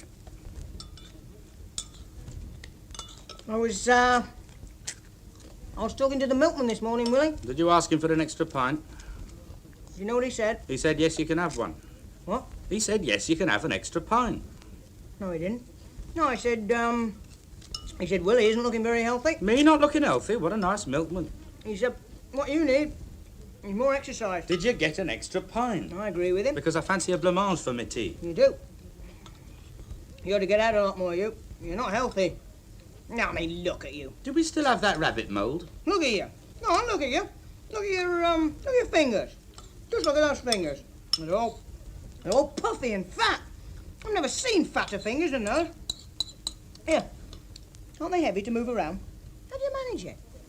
I think it's marvellous how you manage. I really do. I'm very impressed. Oh, no. Oh, dear. Oh, it doesn't stop at your fingers. It goes right up your arms and, oh my God, it covers your whole body. Now you're fat all over you. Very funny. Now you're definitely on your way out, Willie. Won't be long now before you snuff it. I don't want to organise the funeral. Where would I find pallbearers strong enough to lift you? That's enough. Oh, seriously. I said that's enough. Seriously, Willie, seriously. You do need more exercise. And today is the perfect day for exercise. The sun's shining, the birds are singing. You what? I know. Why don't you go to the bus station, catch a bus to a terminus, and walk through the countryside. The countryside? And you could spend the evening in one of those timbered pubs and catch the last bus back. How about that then? No. I can't remember when you last went out. No, I can't remember. I know. Why don't you go and visit one of your relatives? I've given up visiting relatives since they all died. Oh, no. They're either dead or in geriatric wards, and the ones that aren't ought to be.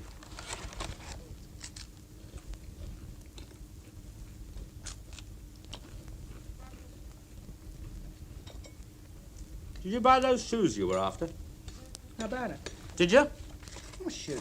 You didn't buy them then? Which shoes? What did the advert say? Are you a little man with a big problem? Look 4 inches taller in our elegant blocked shoes. Very funny. I think so. Why are you so embarrassed about your size, anyhow? I'm not. A lot of people are small. Some are even smaller than you. Not many, but some are. Leave off, will you? Look at Napoleon. Don't push your luck. Well, he was no taller than you. In fact, he might even have been smaller, and it didn't stop him doing all right for himself.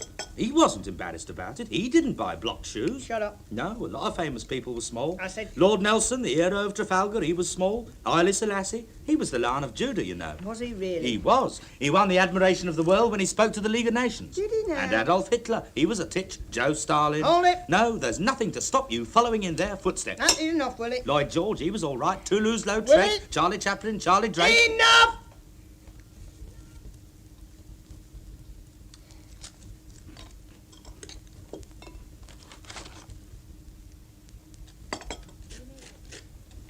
You know what your trouble is, Jim? You won't talk about it. You bottle it all up inside. Shut up! There you are, you see. I'm sure it would help you if you discussed it. I know I can't make you any taller, but I can help you to come to terms with it. Leave off. Talking to someone about a problem is halfway to a cure. That's why psychiatrists and priests make such a good living. Oh, shut up! All right, I only thought... Shut up!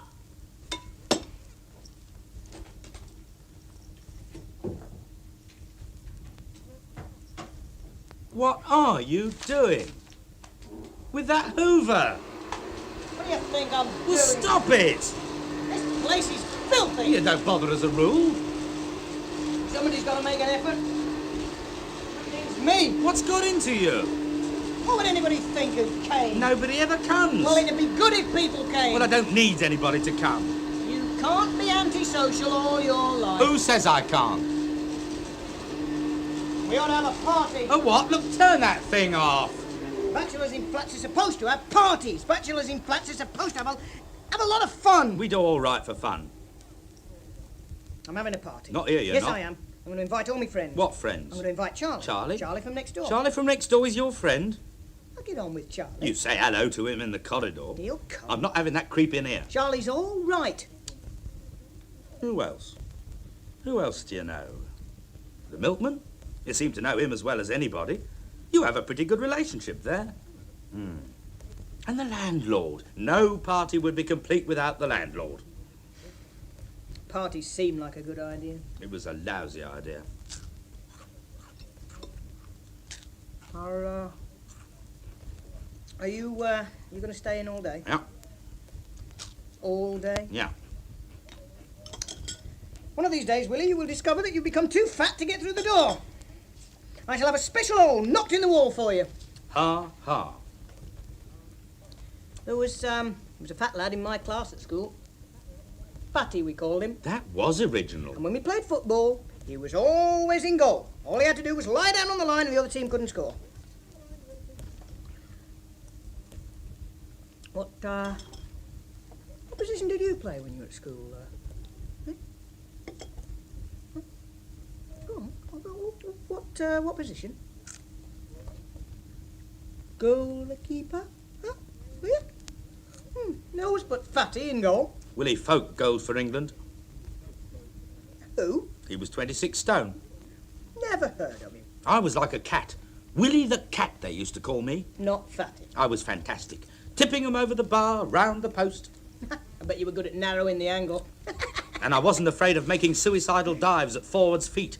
Willie Daredevil, they used to call me, and I had the longest goal kick there is. I've been known to score from my goal kicks. Yeah, they always put Fatty in goal. Here, lift your feet up while I sweep. What position were you then? If you can, that is. Are they too heavy? Centre forward. Come on, lift them up. Leaping 6 feet off the ground to nod 'em in. This linoleum's red. Did you know that? Go on, what position were you? You must know I was a nippy winger. Nippy, were you? Yeah, full-backs are no answer to me. What did you do? Push the ball through their legs and run through after it? I was watched by a scout. A Boy Scout? The stitching on my boot came undone round the toe cap, you know, just round there. Couldn't kick properly. Kept flapping off. He didn't stay long. Are you sure he came to watch you? Who else? I was the star of the team. Oh, I believe you, Jim. I believe you. It is true. I said I believe you. Now what are you doing? I am polishing the table. Well, it's shining. I've never seen it shine before. I didn't know it could. Yeah, you see? Looks much better. I preferred it how it was. I don't believe that. Where are you going? Just putting this rubbish outside. My God, what will you be doing next? I think I'll clean the windows. Oh, not the windows. I'll be able to see out.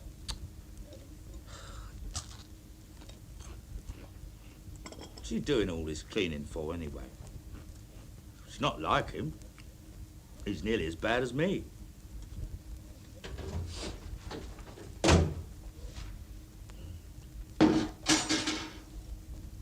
There's noises coming from Charlie's flat. What? Yeah, I could hear him through his door. What sort of noises? Sort of scufflings and, creaks, you know. Think he's got a woman in there. You were snooping at his door. I just couldn't help hearing. Did you see anything through the keyhole? I didn't. Look, what do you take me for? Did it do something for you, snooping on Charlie? I was not snooping. I just... It's probably some bottled blonde he picked up at the Palais de Dance last night. Does Charlie go to the Palais? Well, he goes somewhere in those mauve suits. The Palais's the likeliest place. Which mauves? Well, they all go there. All the dead-enders go there for their bottled blondes. Well, bottled or not, she seems to be giving him a good time. If you are so interested, get the glass. Glass? Put the glass to the wall, put your ear to the glass. I've got the glass. Well, you know what to do with it. You've done it often enough. Pervert. You said get the glass. What you do for kicks. Shh. What? Shh. What can you hear? Shut up. Yeah, what are they doing? Are they? Yeah, what are they? Oh. Give me the glass. Ooh. Ooh. Give me the glass. Here. I can't hear anything. Neither could I. You little runt. Oh, you are cheap sordid. You're sordid, aren't you, Willie? You really are sordid. Your face. You should have seen your face. What can you hear? What are you doing? Oh, I thought you weren't interested in Charlie's activities. I savour that moment. I really savour that. The day Willie put his ear to the wall. Say one more word, Napoleon, and I'll ram this glass down your throat.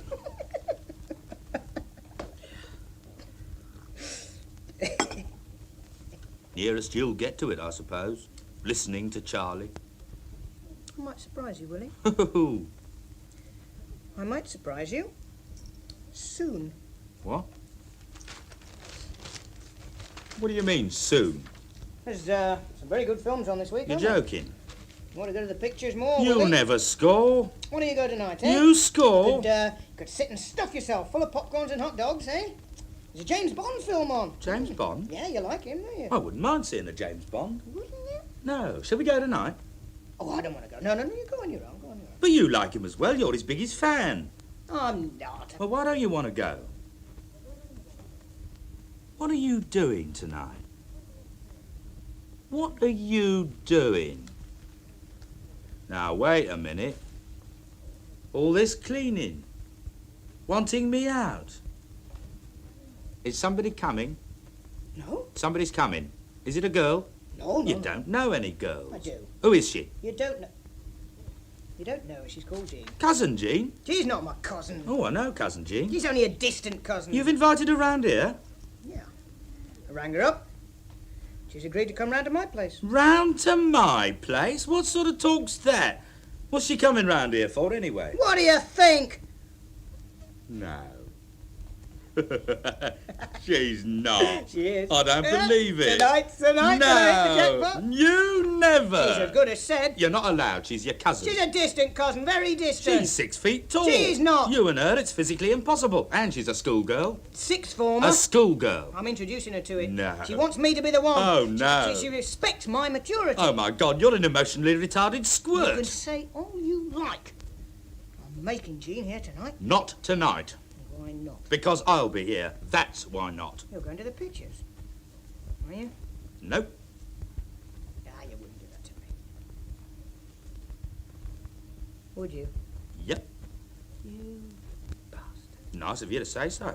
Big chance. My big chance. The chance I've been waiting for. I planned it all. Pity. What I'm going to wear, you know, what I'm going to What are you going to wear? My cavalry twill and my rust cravat. Oh, no. Yeah. Meal by candlelight. Leonard Cohen in the background. Who? Bottle of wine. What sort? Sauterne. French or Spanish? French. I don't like either. Couldn't we have beer? We. You, me, and Cousin Jean. Oh, no. No. We could buy a 4-pint can. No, not with you. Well, I don't No. mind Jean coming. No. After all, she is family. No. You could do No. one of your No. curries. No. And Jean No. could listen to my No. Buddy Holly record. No. Every day it's getting closer, going Right. faster than a roller coaster. Where you going? I'm going to ring and tell them it's all off. Why? Because I am not inflicting an evening of you and Buddy Holly on her. The late great. We could have had some fun. You were grumbling we never had any fun. Do you realise the significance of this night to me? Do you? Every day it's I'm getting alone with her. faster. Look, I'm Everyone going to. says I go am. ahead and ask her. I am. Love like First yours time. will surely come I've my never- way. you know I- Hey, no, no, hey, tonight, you know, hey, just the fir- every day. Oh, God, you can't do this. One night, that's all I ask. One night! It's overrated. What? It's not all it's cracked up to be. You'll be disappointed. Well, give me a chance to be disappointed. Does she play Scrabble? What? I'm tired of beating you. Give me strength. Have you heard a word I said? Not one word. Look, I'll pay for you. I'll pay for you to go to the pictures. No. The best seats. No. And a peach sundae. And as many hot dogs as I can eat. You'll go? No. You fat bastard! Look, Jim, I'm doing this for your own good. It's not right with her. She's knock-kneed. No, she's not. You're only jealous. Jealous of you and a knock-kneed schoolgirl? She's not knock-kneed. You look at her knees. You just look at them. Have you really looked at her knees? Her knees are okay. 6 foot tall, knock-kneed and with a squint. What squint? Hasn't she? Oh, well, that's something anyway. Now, look here, Jim. Is she much cop? Really, is she? Is she what you've been saving yourself for? I'm not been saving myself. Just happened that way. Well, the first time should be something special. Something like... So I suggest you wait until... What are you doing? I'm reading the paper. I can see you reading the paper. That's okay then, isn't it?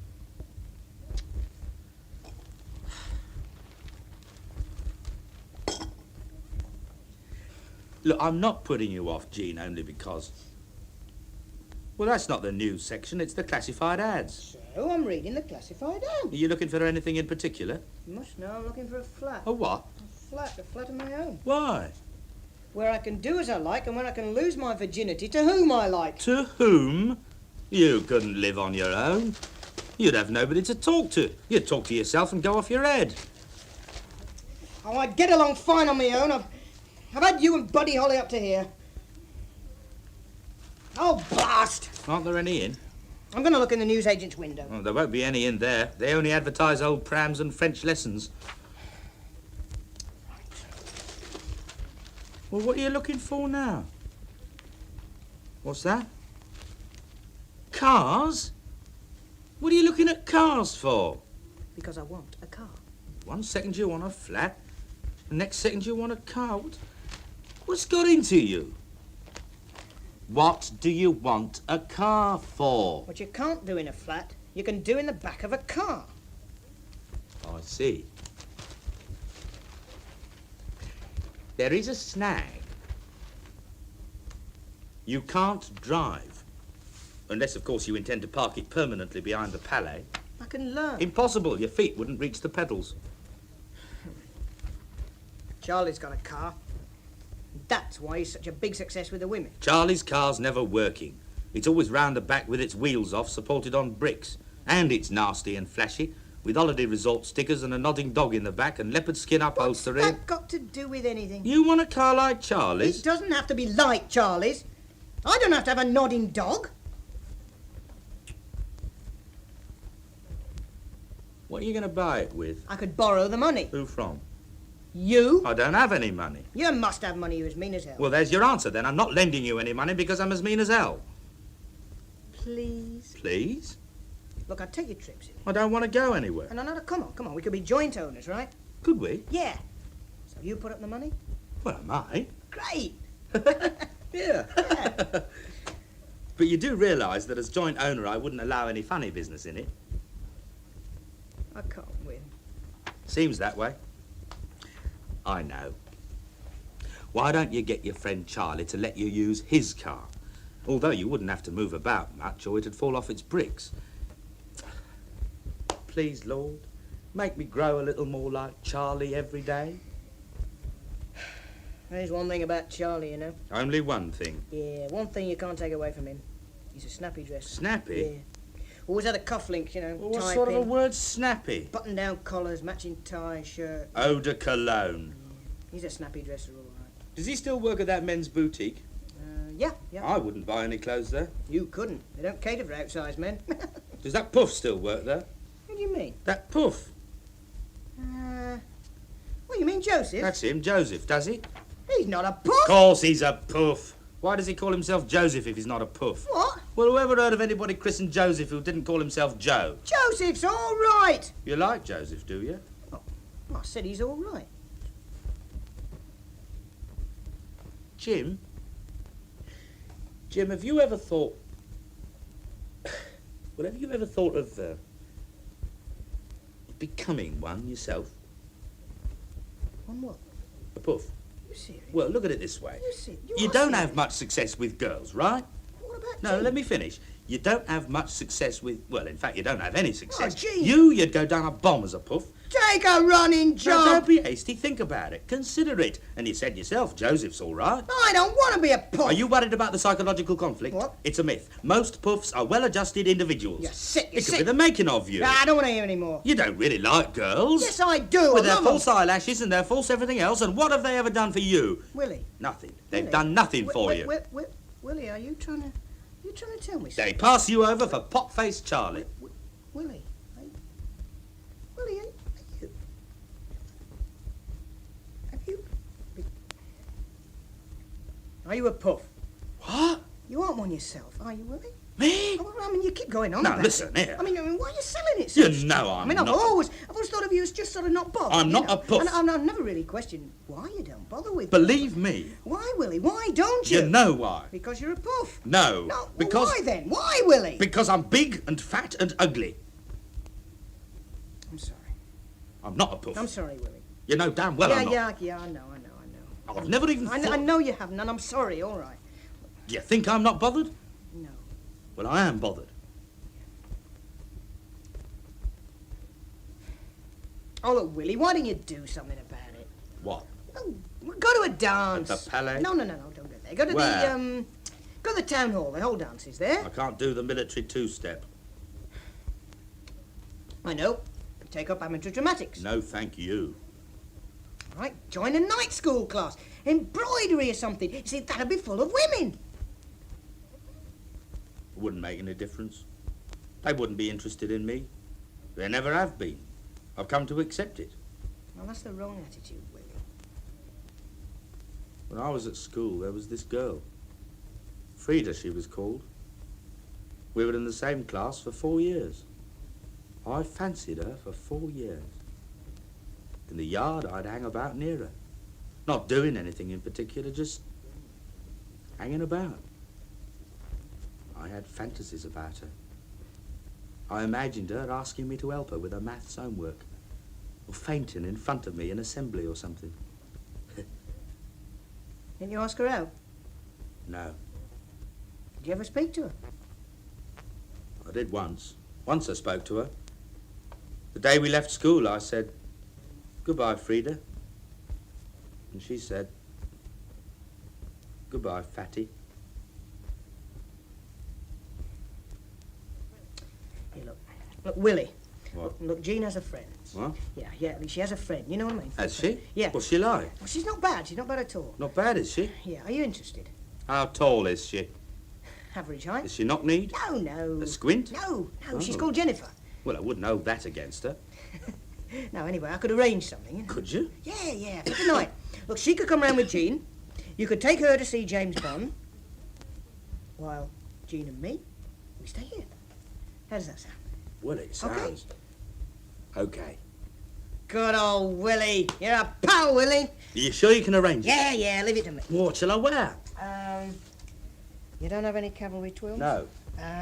Well, look, wear your charcoal grey trousers. All my trousers are charcoal grey. And your grey sweater. Oh, it has an egg stain. I could wear me brown cardigan. No, not that, no. Tell you what, we go down to Charlie's shop. Not Charlie's. Okay, if you insist, we'll go to a different shop and we'll tog you up. We'll go out this afternoon and we'll do that and then we'll come back and we'll burn all your clothes, eh? Or better still, we'll weigh 'em in. They'll fetch a bob or two. We're laughing, Willie. We're laughing together. What you doing? I'm putting on a record. Buddy Holly. Who else? You do that. You put Buddy Holly on. I'll just pop to the phone in the hall and arrange things with you.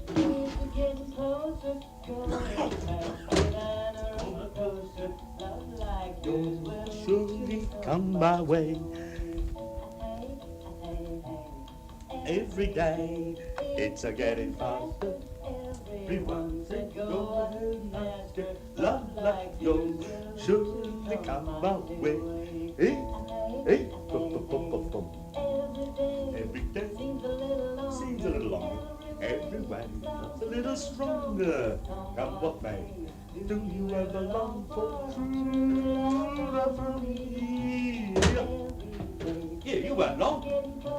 Well, Jim, is it all fixed? Hey, when are they coming? Yeah, we better finish the cleaning. There's still bits all over the carpet. Yeah, what time are they coming? Jennifer won't be coming.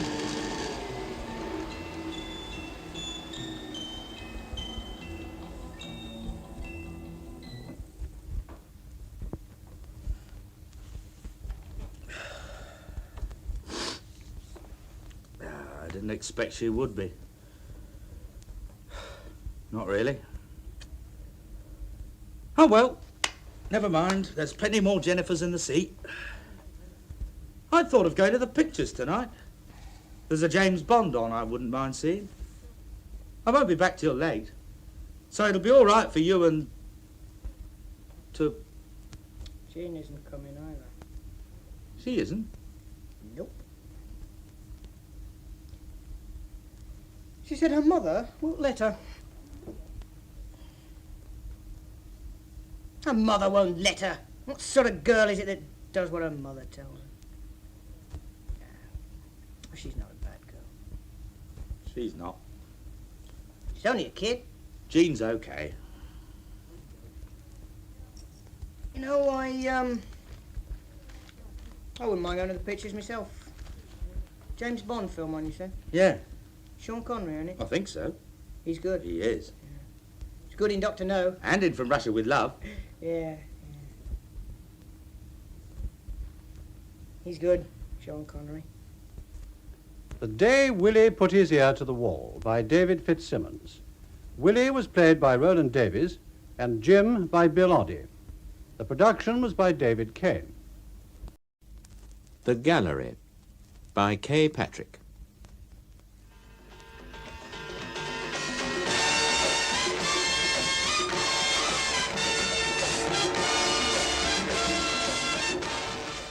Well, there you are, folks, and that's their latest. And I think it's a wow, a real hit. And now, boys and girls, the disc you've all been waiting for. And I think I can go on waiting for it. Well, Moira, you ain't dead yet. Not by a long way. For God's sake, Moira, aren't you ready yet? Oh, sorry, love, I got carried away in my studio. Well, you've got precisely half an hour before they all come trooping in for the grand opening, so you'd better get a move on. Hey, Liz, hang on a moment. Look. Oh, where is the damn thing? Ah. Now then, what do you think of this dress? It's new. You like it? Look at the mess this room's in. Well, I expect it is a bit young, but I don't see why the kids should have all the fun, do you? Yes, it's fine. Wear anything. Wear a sack, only for God's sake, hurry up and get dressed. Well, Harry'll like it anyway. Harry likes everything. In fact, Harry's a dead ball. Oh, bless him. I'd be lost without him, really. I wonder what he'll say when my fella turns up. These other dresses will get dirty if you leave them hanging about. Did you have to empty the whole wardrobe to find it? You know, I suppose it's a change for people to see a happy, smiling face, and that's why I get picked up left, right, and centre. I mean, on the train, they were all prepared to bury their noses in the newspapers. I wasn't having that. Englishmen are funny. One of them dropped the middle out of his paper, and we both bent to pick it up. The train gave a hell of a lurch, and we both finished up on each other's knees, practically, and I said, "Do you come here often?" Not original, but it broke the ice. The whole carriage went up. Every everyone started chatting about British railways and the government. That's when I told them about the gallery. Never let the grass grow under your feet. That's my motto. I mean, you never know, do you? Some of them may be in Barnes someday. Oh, really, Moira? I mean it. What do you do at this gallery? One of them asked. I nearly gave him a rude answer. No, seriously, Liz, it can't do any harm to talk about it now, can it? All publicity's good publicity. So you see, I do care about the gallery. I do think about it. Do you know, when some of them got off the train at Crewe, they said they'd never enjoyed a journey more. Can anybody need as many There was lipsticks only one as other this? woman in the carriage, and she turned out to be quite nice in the end. She tried to read, but you couldn't, not with all that chat going on. You should have seen the look she gave me when she put down her magazine. But you know me, I won't be beaten. I saw that she was reading an article about Mark Kingston, and I told her that I knew him. Well, did do anyhow. I told her how he was nearly arrested in India for trying to climb into my hotel room. She was very interested. That's she didn't looking a even little try more to read civilised, after huh? that. Mind you, I must admit she didn't have much time. We pulled into Euston. Look, Moira, you'd better dress while you talk. They'll be here soon. Hey, guess John's second name. You've already told me many times. Sweet and brown. Oh, come and do up this sip. He wanted to change it, and I said to him, you must be mad. If I got a name like that, I'd cling to it. There. Thanks. But standing here won't get anything done, will it? If you're ready, come and give me a hand to get the rest of the glasses and the drinks through into the gallery, will you? John Sweet and Brown. It's a fabulous name, isn't it? You know, Liz, I could feel his eyes on me in the buffet car. I knew he was there without even turning round. We must have chatted a good half an hour, and I felt like saying to him, look, love, I'm old enough to be your mother. I was shattered when he told me that he'd love to see the gallery. He said he knew Barnes well, used to live here before he moved to Clapham. Well, it was too good a chance to miss. Come to the opening, I said. Liz won't mind. Look, Moira, bring the glasses and food from the kitchen, will you? And the drink. I'll go through and turn on the lights. It's growing dark. We're in for rain, I should think. Oh, great. That's all we need. Hey, did you say you've got the local press coming? Yes, they're sending a reporter and a photographer. I told them we'd known each other for years. Don't you dare tell them for how long. Don't panic, I won't mention pre-war days. No, put those on here, will you, with the others? We don't want this crate stuck out here in the middle of the floor, do we? Hardly blends with the white and purple decor. It should be under the table. Here, come and give me a hand with it, will you, love? I can't shift the damn thing. What's in it? Champagne. Oh, what else? Oh, where the hell's Harry?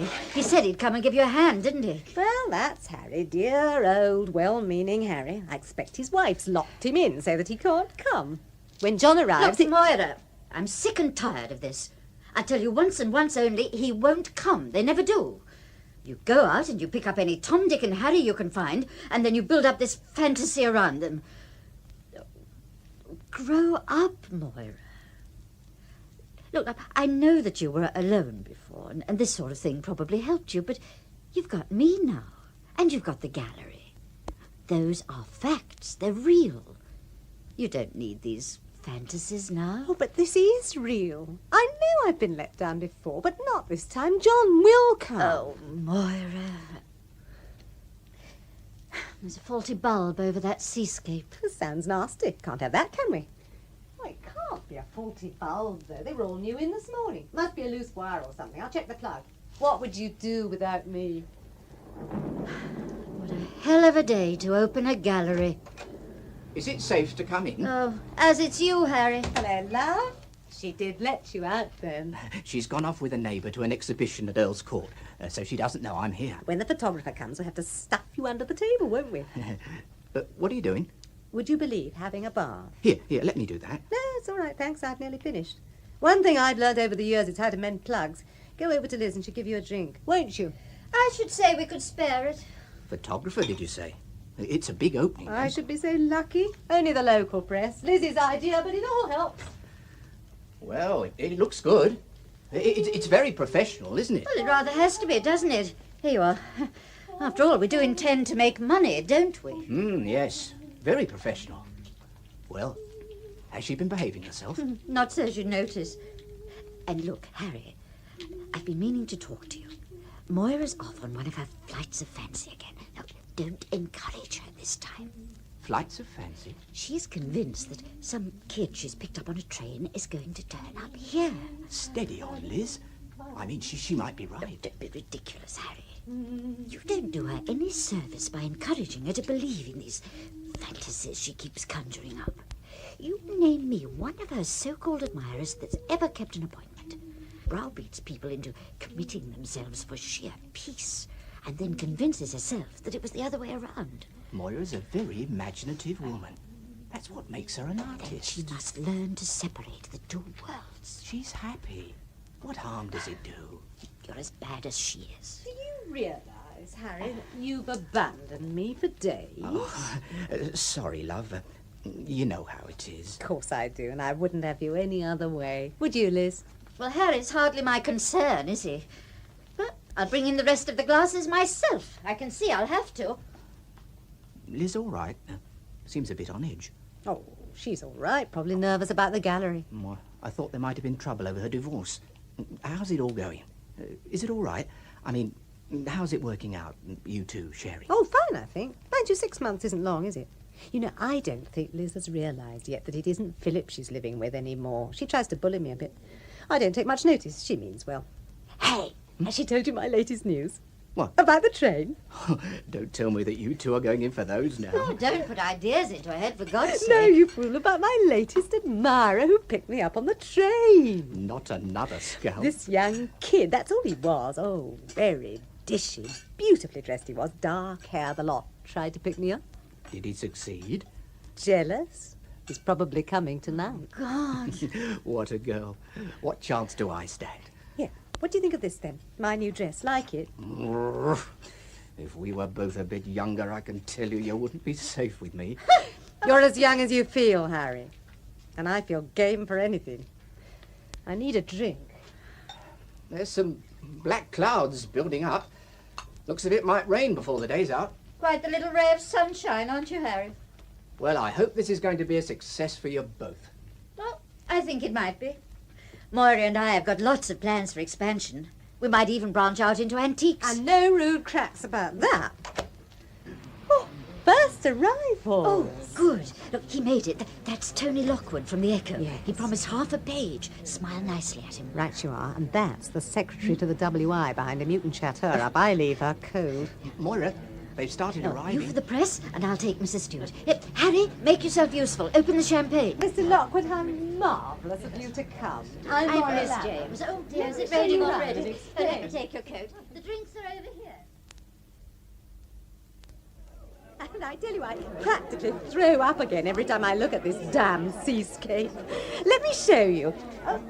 Oh, where is everybody? I think they went to get more drink, Mrs. Lambert. But you stayed? How sweet.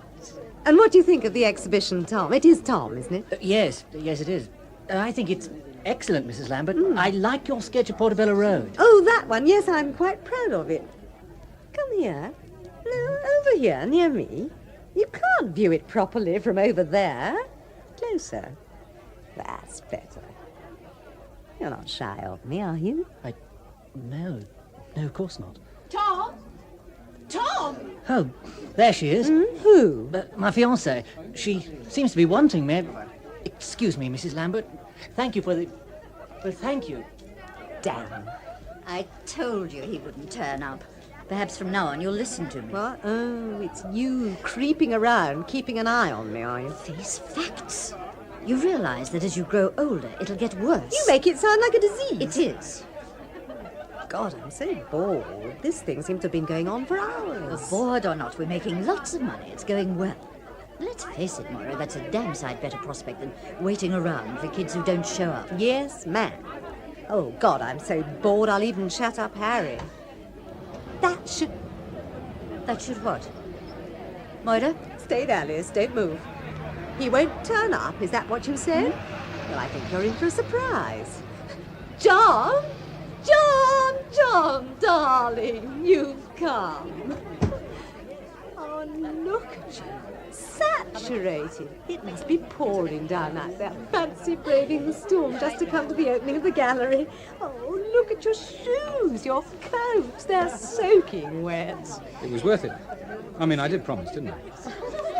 Well, come on. I'm being a rotten hostess. Come and have a drink and meet Liz. Liz? Oh, Harry, over here. There's someone I want you to meet, Liz. This is John Sweetenbrown. You remember I told you about him? Hello. It's pouring down outside, but he still came. John, this is Harry, an old friend of mine. Hello, John.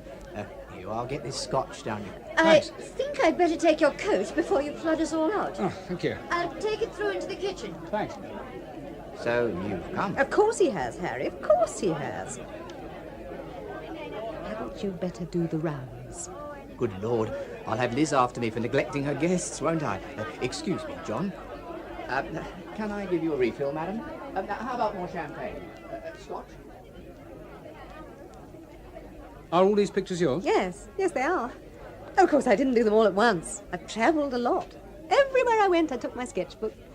It's a bigger gallery than I expected. Oh, yes. Liz and I never do things by halves. And your flat's above, is it? Yes. You'll have to have a look at that later. You can see my studio.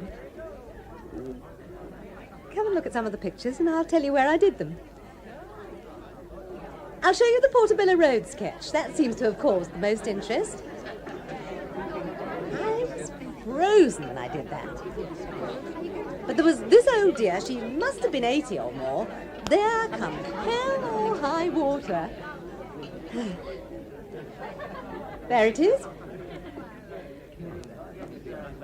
It's good. Very good. You captured a lot of the atmosphere. Do you think so? Is that the old girl you were talking about? Yes, that's her. I did a solo sketch of her because she had such a fantastic face. I'd given you up, you know. I thought you weren't coming. I said I'd come. And I'm a man of my word. That's unusual. What? Nothing. I had a long way to come. Right from Clapham. What do you think of Liz? Just as you described her. Well, I think you're quite wrong about her. She seems perfectly capable of looking after herself. Maybe. I don't think she's got over the shock yet. Shock of what? Oh, nothing. I've had some more ideas about what we were discussing on the train. Do you like my new dress? Yes. Yes, I do. I expect it's a bit young for me. Rubbish. You're as young as you feel. That's what I think. You know, there's a new bistro opened up round here. We got a card for it through the door. Is there? It sounds marvellous. You must go. I think there's a discotheque as well. Oh. Do you dance? Dance? You try and stop me. I tell you what, we must go there. What are you doing at the weekend? What? My treat, of course. I mean, we do have some business to discuss after all. Well, I suppose I could manage Saturday. Good. Look, could we just have a little talk now? I mean, I have some ideas. On and, Saturday we will. It's a little difficult to talk here. You know how it is. You really must stand up for yourself, Moira. I mean, what sort of life will you have if you allow Liz to dominate you like No, this? please, John, I'd rather not talk about it here. Moira.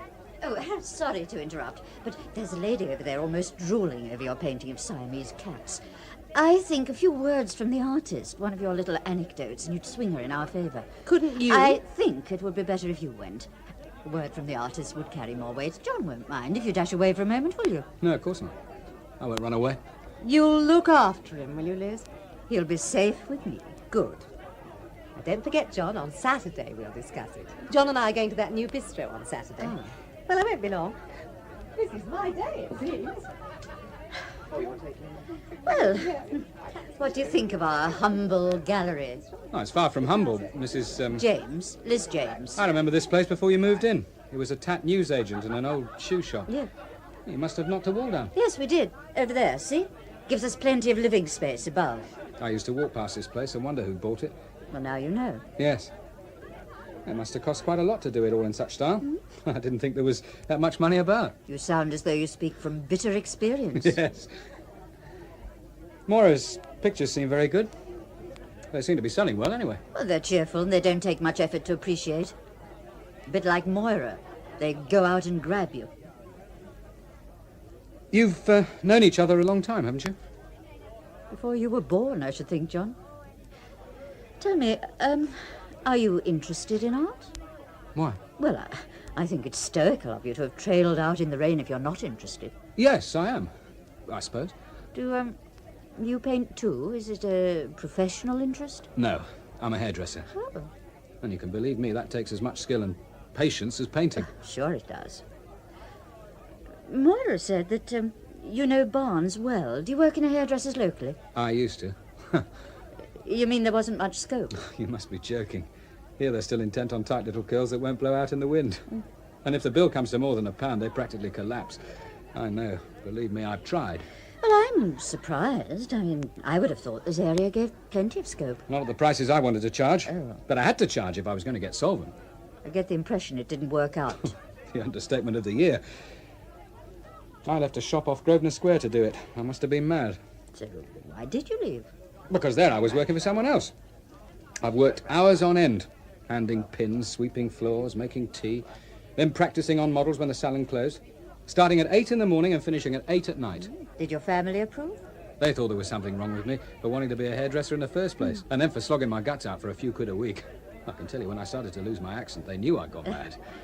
It was this boss at Grosvenor Square, Mario. Bloody Italian, told me to learn to speak English.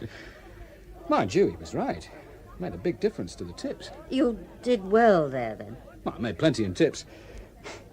I used to simper over the fat old dears with their nearly bald heads, and they used to pay gratefully for the camouflage that I could give them. If you were making so much money, it seems strange that you should want to leave. Well, what Mario was doing, I could do. I knew it. But he used to ride home in a bloody great car, and I used to pedal home on my bike. You know, I used to have a picture of the place I'd have. Red plush, dark lighting, pink mirrors, the lot. I was so popular at Mario's, I thought, when I go, they'll all follow me. They'll all leave them and come to me. So you opened a salon in Barnes and then found that they didn't? No, they didn't. Wouldn't have hurt them. They only had to sit in the back of their great fat cars and let their chauffeurs drive them. What did it matter to them whether they stepped out in Grosvenor Square or Barnes High Street? Why Barnes? Why not open a shop in town? Because, Mrs. James, I'd only got the money for Barnes. I'd no rich daddy or mummy to push me, no little friend to give me a hand. No one. Only the money I'd managed to save. The bank were very sorry, but they couldn't invest in my little shop. So the only place I could afford was in Barnes. Oh, I decorated it exactly as I'd imagined. 6 months it lasted. Then I had to sell or go bankrupt. But I'm not going to give up, Mrs. James. They wouldn't come to me. Okay, I'll come to them. I'll get the money somehow. I'll open a salon right opposite Mario's. I'm going to enjoy watching all the old dears troop across from him to me. And they're going to pay through the nose for the privilege of a styling by John. You seem very determined. I thought you said a minute ago that you were nearly bankrupt. What happened? A windfall? Well, not a windfall, Mrs. James, but I can see the money within reach, yeah. Yes. You mean when Moira told you about the gallery, you thought, there's a rich old dear, let's take her for a ride? No, I didn't. Well, let's face it, she didn't give me much chance to think at all. One minute I walked into the buffet car, the next, pow! I didn't know what had hit me. Well, you said it yourself. Moira's like her paintings. She goes out and grabs you. But you told her about the salon. Believe me, I tell everyone. It's an obsession. Moira suggested that she might be able to help me, that's all. She said that she'd just invested in a gallery and was looking around for something else to interest her. Did she now? So, of course, you trailed out here just to make sure that she didn't change her mind. And has she? Has she discussed it further with you? Well, we haven't had much time. Can I help you with that? Look, I'm sorry, Mrs. James. This is obviously a surprise to you. Perhaps I should have left it for Moira to speak to you about it first. But I don't see why she shouldn't do what she likes with her money. I mean, what's it got to do with you? Well, I know you're friends, but you're hardly husband and wife, are you? I mean, I'm sorry your husband left you. She told you about that too, did she? She was just explaining to me, you know, how difficult it is for you to adapt and how you take this interest in her affairs. But, you know, it wouldn't affect you at all if Moira came in with me over the salon. No. I mean, she wouldn't have to close the gallery. You'd still be able to live here. Moira would still paint. Nothing really would be changed. I'm sorry. I'm sorry, John. It just struck me as rather funny in a sick sort of way. Tell me, John, how old are you? 22. You've got a great deal to learn. So you and Moira have business to discuss. Well, you can't discuss it out here, can you? Go into the kitchen. I'll send Moira to you when she's free. I think she'll have a lot to tell you. Look, I'm sorry. I hope I haven't seemed rude. Only it does mean a lot to The me. kitchen's through there. I'll send her through to you. I'll certainly make an appointment for you. Well, I've trained him quite well. He can sit perfectly still for hours on end. There's no need to worry about that. I'll probably make 1 or 2 quick sketches and work from those. Oh, Liz, we've been commissioned to paint Mrs. Lomax. Mrs. Lomax's poodle. Oh, how nice. Goodness, I seem to be the last guest. I'm so sorry. Oh, that's perfectly all right, Mrs. Lomax. It stopped raining. I'd better go while it's still fine. Goodbye, Mrs. Lambert. It's been so interesting to meet you. do drop in and see us any time. Harry, be a love and see Mrs. Lomax out. Goodbye, Mrs. James. Goodbye. This way, Mrs. Lomax. Did you have a brolly? Where's John? He won't be long. Did you like him? Yes. Yes, seems a nice boy. Rather aggressive, perhaps, and very ambitious. Ambitious? Yes, ambitious. Or hadn't you noticed? Not really. I don't think we covered that topic. Practically everything else, but not that. We'll probably get to that over dinner at the bistro. Yes, that's right. That's when you're going to discuss it, isn't it? Discuss what? I don't know, but that's what you said. Don't forget, on Saturday we'll discuss it. Did I? Discuss what, Moira? I can't remember. Where is John? Discuss what? Oh, come on, Liz. Don't treat me as if I was some 8-year-old. Well, that you're certainly not, are you? I mean, they can't tell right from wrong, can they? They don't know the difference between fact and fiction. Of course, you do know the difference between right and wrong. It's just fact and fiction that catches you out. Liz, I've got a headache. Do you mind if I just go and find John and then... Stay here, Moira. For once, you're going to face the truth. Why did you tell John that you'd invest in him? I didn't actually say that, Liz. Didn't you? He thinks you did. He's so certain about it that he's trailed out here in the rain, practically walked most of the way, I should think. Why did you do it? How are you going to explain to him, Moira, that you haven't got a penny? That this isn't your gallery? You didn't invest in it. I did. I don't know what to say. He shouldn't have told you. Of course he told me. Saw me as a danger. You'd built me up as the kind of neurotic woman who would cling to you. You brought this on yourself. Lies always catch you out, Moira. No, Liz, please understand. I wasn't No? lying. I swear I wasn't lying. I just thought for once they'll see. John will walk in and they'll see. It wouldn't have hurt anyone. No one would ever have known. I'd have told him I couldn't lend him the money. It wouldn't be fair to you. And he'd have been sad, but he would have understood. Then I wouldn't have seen him any more, but... just this once, Liz, you would have seen that I wasn't building up fantasies, that I was speaking the truth. John did exist, he is real, and he came to see me. What is going to happen to you, Moira? Nothing's going to happen to me, Liz. Nothing will it? Well, that's that. What a success, eh? I've cleared up the worst of the mess. Is anything the matter? Go into the kitchen, Harry. Tell John to go. Moira's too busy to see him. Has anything happened? Just go and do as There's no need. I heard. How long have you been standing there? I heard. John, darling, look, love, I'm afraid I can't invest in you. It wouldn't be fair to Liz. So there's no point in my seeing you on Saturday. I'm terribly sorry. I heard, Moira. You must be sick.